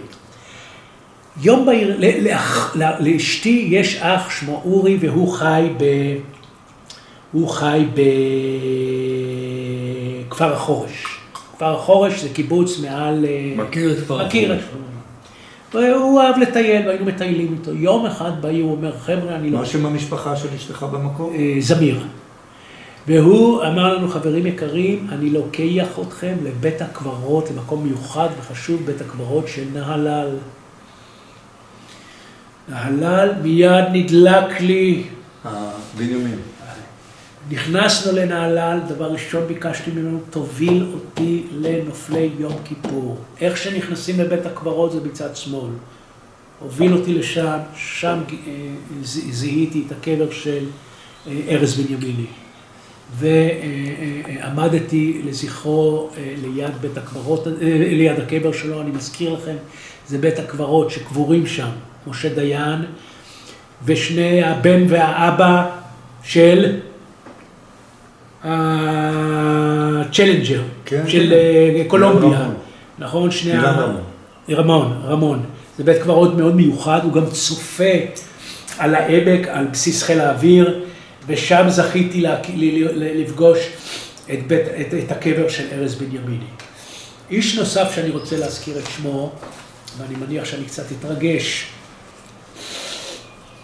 אז תכין את המטפחת. אם אתה צריך נייר יש. כל פעם. שתי. כשאני מזכיר את שמו, מתפרק, סליחה. זה בסדר גמור. שמו ערן כהן. איך? ערן? ערן כהן. כן, ראיתי את שמו כאן. ערן כהן, בן דגניה א', גדול ממני ב4 שנים, יליד 1950. היה נווט פנטום בטייסת האחת המפורסמת.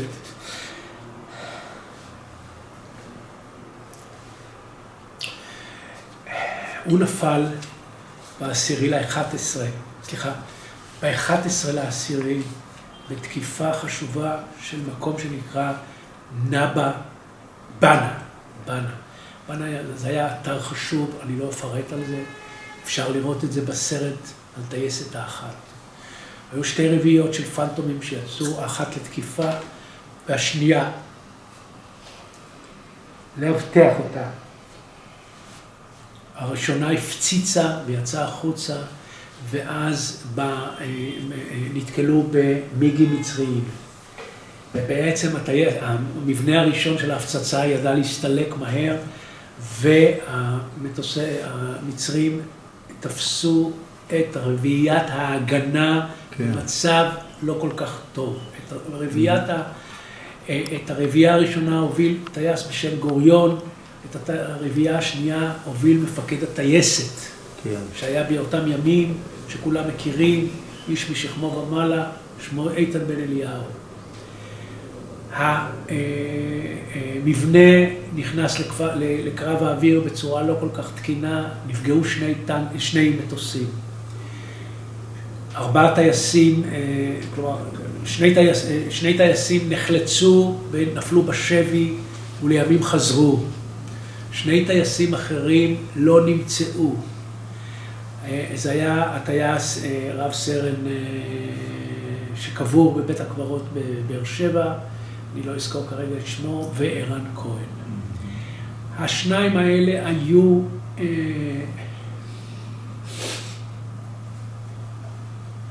היו נהדרים. הראשון נמצא למעלה מ10 שנים יותר מאוחר, ב-86, זה הטייס, רב סרן, אולי יכולים לבדוק מזה. ערן כהן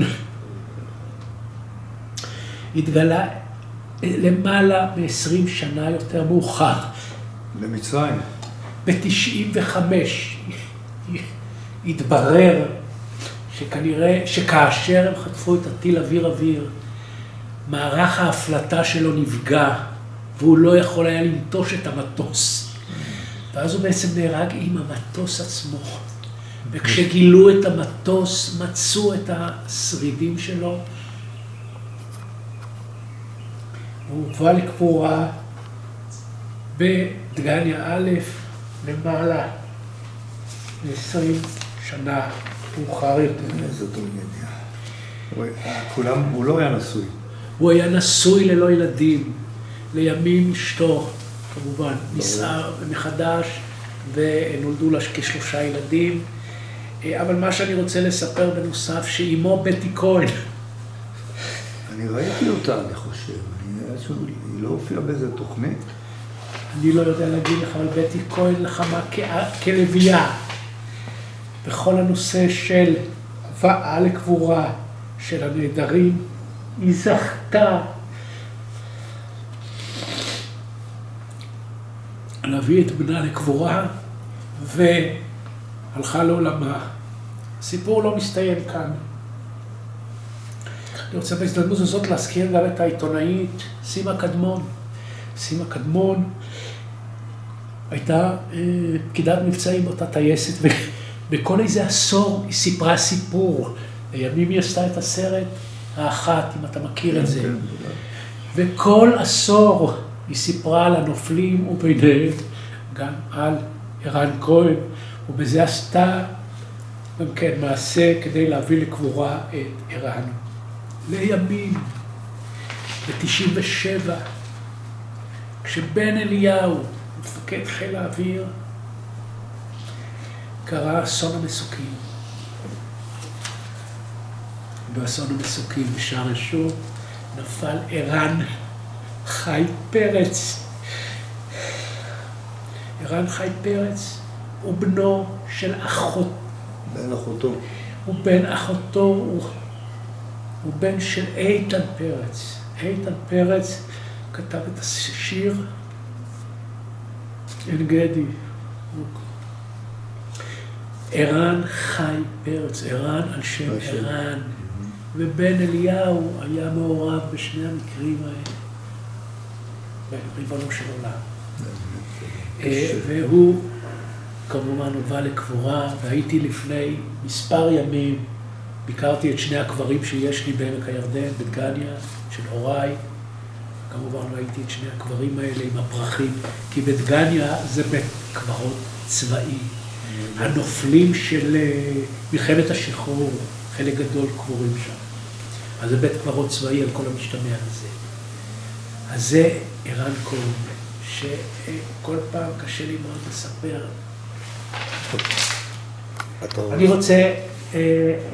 אני רוצה שתתקדם כן.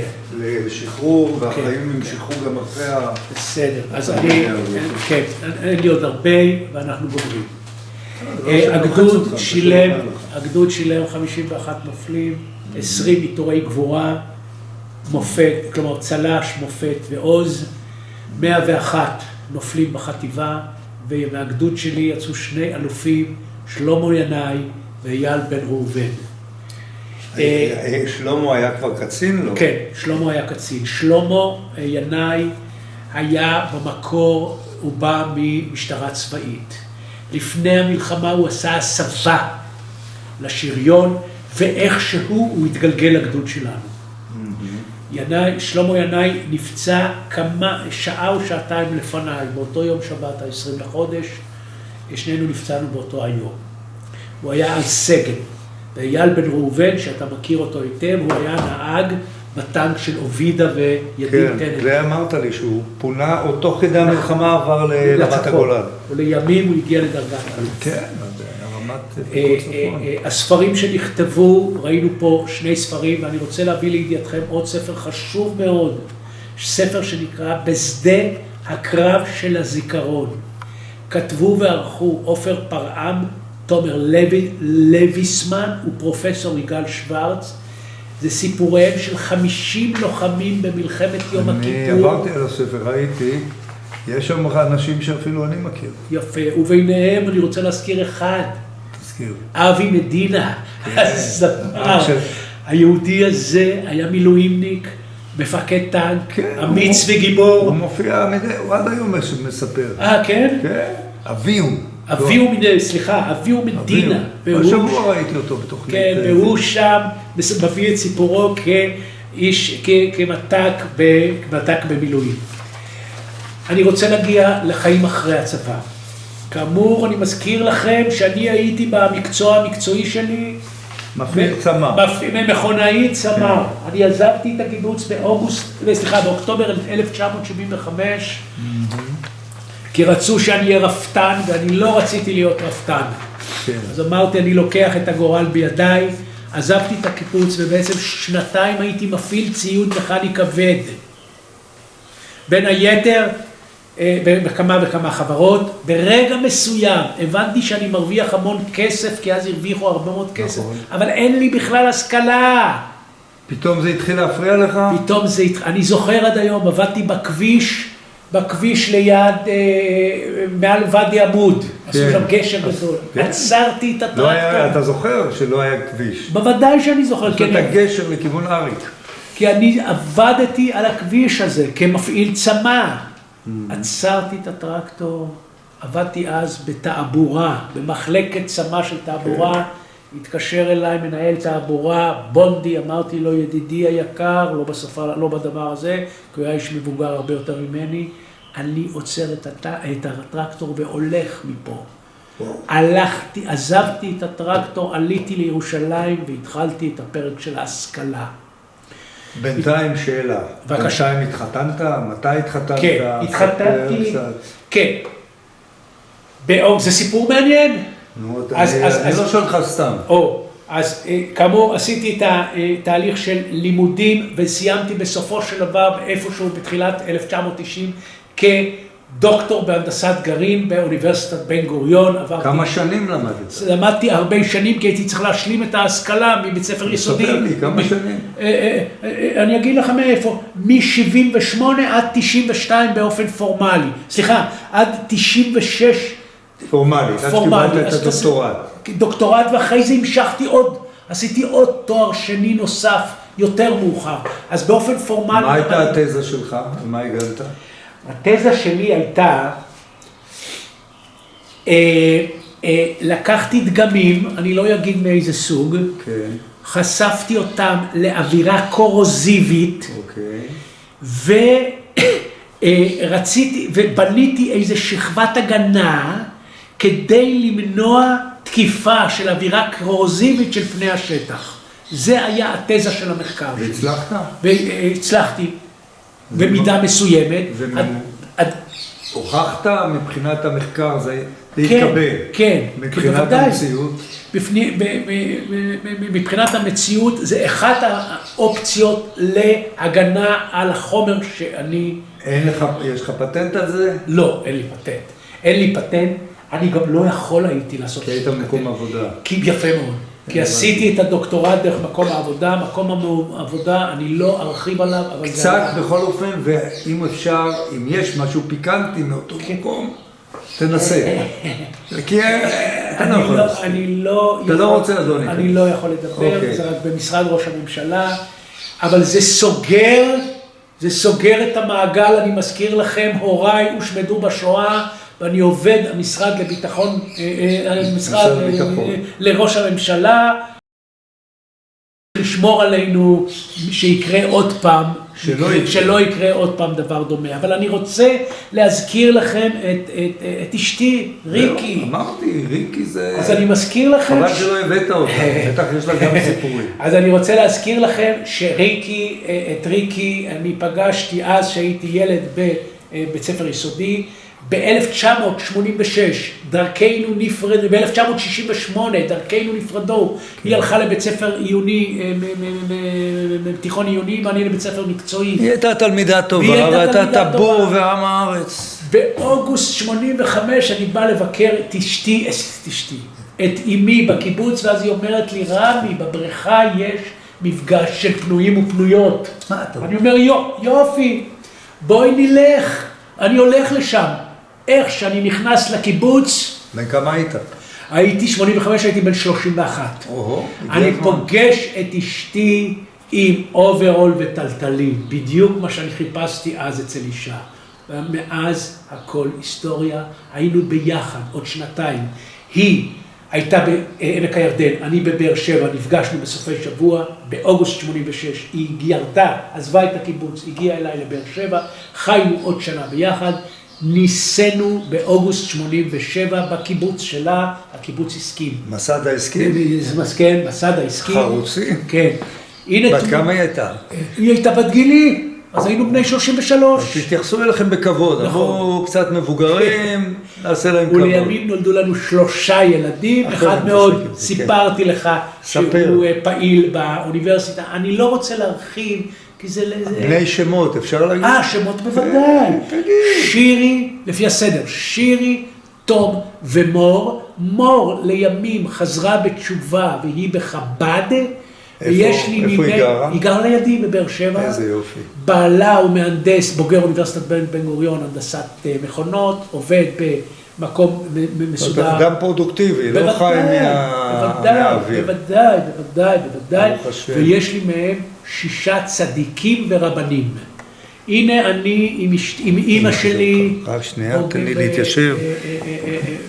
מקבל את הדוקטורט באוניברסיטת בן גוריון,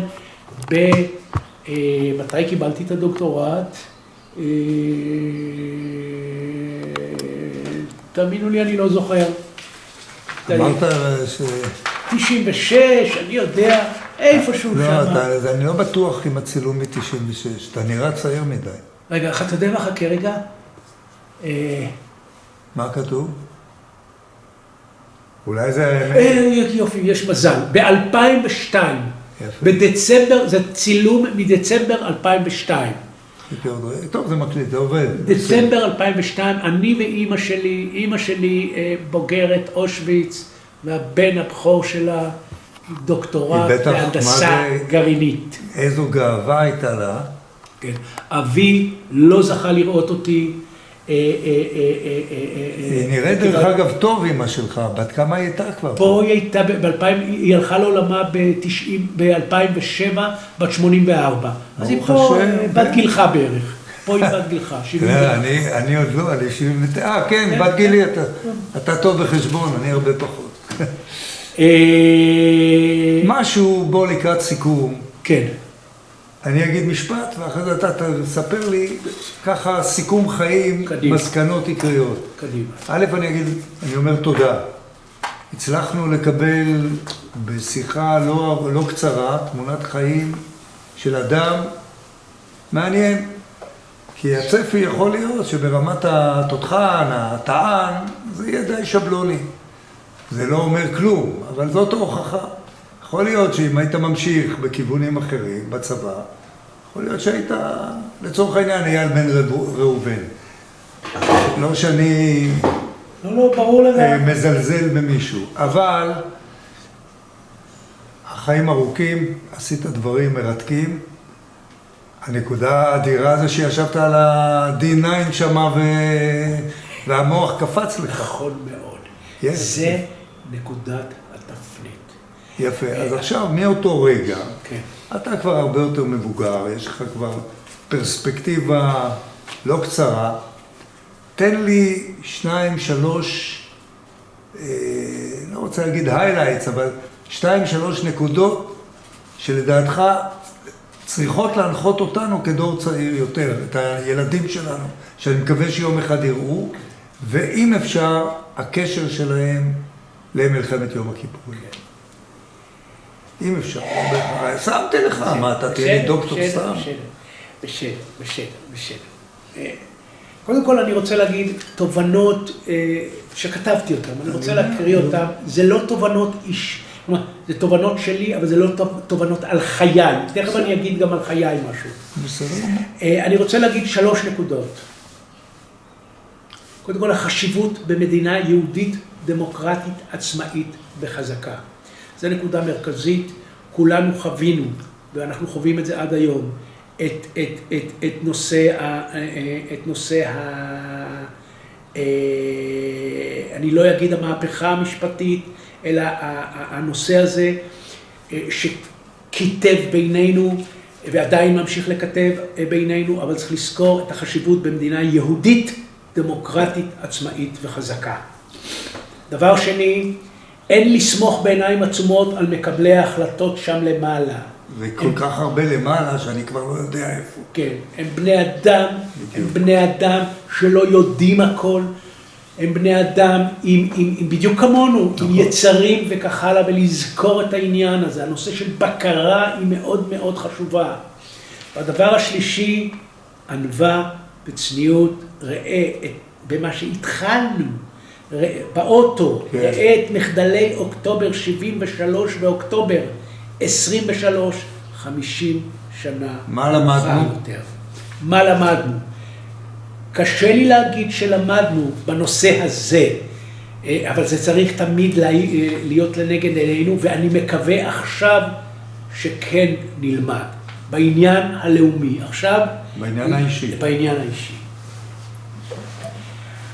אני, בדברים שלי, ניסיתי להדגיש את זה, אם כי לא אמרתי את זה בצורה מפורסת, אבל הדגשתי את זה כמה פעמים. אני בעצם הייתי איש אחר שהייתי נער.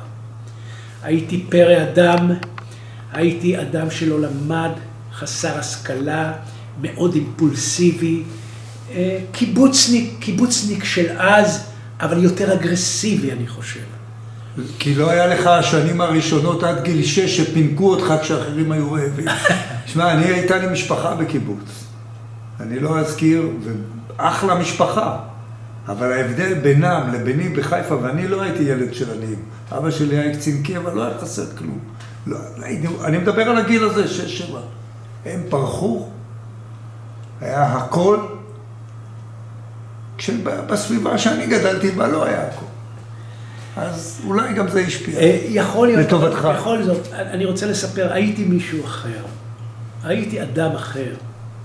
ובעצם על אותו טרקטור שאני עובד, ובאמת, אז הרווחנו הרבה, כי אתם זוכרים, מפעילי ציוד מכני כבד, אבל זו עבודה מאוד שגרתית, עבודה מאוד קשה, ובעצם לא הייתה לי בכלל השכלה.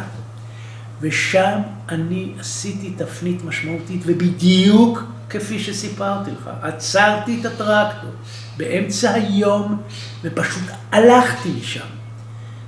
הלכתי משם. והתחלתי דרך חתחתים ללמוד מלמטה, עשיתי בגרות, המשכתי בבית ספר להנדסאים, כי לא הייתי בטוח שאני מסוגל, גמרתי בית ספר להנדסאים, הלכתי לאוניברסיטה, תואר ראשון ושני, הנדסת חומרים בבאר שבע. היה שם קורס טוב. סיימתי את תואר שני, נכנסתי לעבודה במשרד ראש הממשלה, ולא נעצרתי שם. גם שם המשכתי תוך כדי העבודה ללמוד, והשלמתי את הדוקטורט, ולימים שעשיתי הסבה מקצועית לתחום הבטיחות, חזרתי לאוניברסיטה כדוקטור, כאלוף, עכשיו אני סגן אלוף ולומד תואר שני יותר נמוך בתחום של ניהול הבטיחות. כלומר, שיניתי לגמרי גם את האגרסיביות שלי, אני הרבה יותר מתון. אני אתן רק דוגמונת אחת. היום שמצפצפים לי בכביש, אני אומר תודה רבה, הוא כנראה רצה להגיד לי שלום. ולכן ששאלתי אותך אם זה הצבע של השיער שלי... באמת מזל, אל תתייהר, אל תפגע בזקנים. אז אמרתי לך שנכון, זה גנים של אמא שלי, אבל אני יודע מה לקחת ללב. אנחנו חייבים להבין את הסביבה שאנחנו חיים, שאנחנו צריכים לקחת אחריות על עצמנו. אין מה לקנא בפלוני או אלמוני, כל אחד וחייו הוא, ואני עשיתי שינוי ואני אדם אחר וריקי רעייתך, מה היא אומרת על השינוי? או שהיא כבר לא זוכרת אותך לפני זה? לא, היא פחות זוכרת, כי כל התיכון היא לא פגשה אותי. כן. וגם הצבא, וקצת אחרי הצבא, כלומר, והיא גם לא הייתה עדה לתחילת הלימודים מלמעלה, היא פגשה אותי בסוף תואר ראשון. שזה משהו. כן, אז היא לא ראתה את ה... אז היא חשבה שאתה המשכת, פשוט נרדמת, כמו אליהו הנביא, 30 שנה במערה. ממש. ולמדתי, ולא התביישתי ללכת ללמוד עם ילדים צעירים. לא, בוודאי. רכשתי את ההשכלה הנדרשת. תראה, ועד היום יש לי חור למשל בהיסטוריה, אני בכלל לא יודע היסטוריה. אבל עכשיו אתה מראה לי שאתה מתעניין בהיסטוריה. אבל היסטוריה צבאית, דיברנו על זה. בסדר. אבל למשל היסטוריה לא למדתי, כי לא למדתי תיכון כמו שצריך. אני אספר לך, אני כן למדתי בתיכון, ואני לא בטוח שהפסדת יותר מדי, בטח בהיסטוריה. אבל אני אספר לך מה אמר גנרל פטון, לגבי העם שלא זוכר את ההיסטוריה שלו. הוא אמר, אפרופו האהבה שלך ללמוד עניינים צבאיים, הוא אמר שיחסית למאמץ שהאנושות, פחות או יותר המאמץ שהאנושות משקיעה והשקיעה במלחמה, בצבא, כל שאר הדברים בטלים. זאת הכי חשוב זה הצבא. הוא אמר את זה, זה נכון, זה חוק, גם אורי מילשטיין מדבר, חוק ההישרדות. שורדים. ואותי גם כן, אם אתה שואל אותי, אני קורא בלי סוף. אבל אני בהחלט אוהב לקרוא סיפורים צבאיים, אם הם לא מנופחים. ודרך אגב, ברעיון שקיימו עם חודק, כן. אז הוא סיפר לא מוסה פלט, שדוביק תמרי, כן. שהיה קצין שמפקד שלנו בצנחנים עוד שהייתי בסדיר, הוא היה מפקד ההשתלמות שלנו, איש משכיל ביותר. היה סגן מפקד אוגדה שלנו, כן. ביום כיפור. ואחרי זה הוא נהיה מפקד האוגדה, נכון. וחודק בא לשם לאוגדה, ואני לא יודע אם אתה זוכר, דוביק נתן לו לקרוא 2 ספרי היסטוריה. אחד של קצין גרמני על הקרבות בדרך מסיציליה עד רומא, קרב ההגנה, כן, שהם כן. עיכבו את בנות הברית. והדבר הנוסף זה הקרבות בסיציליה, ששם היה מאוד קשה. אבי נחת בסיציליה. יפה, אני מודה לך. מה אתה צריך ממני? מה אתה רוצה שנעשה עם התמונות? חכה, זה קודם כל נגמור את הדיבורים, נגיד תודה רבה ונדבר טכנית. בסדר.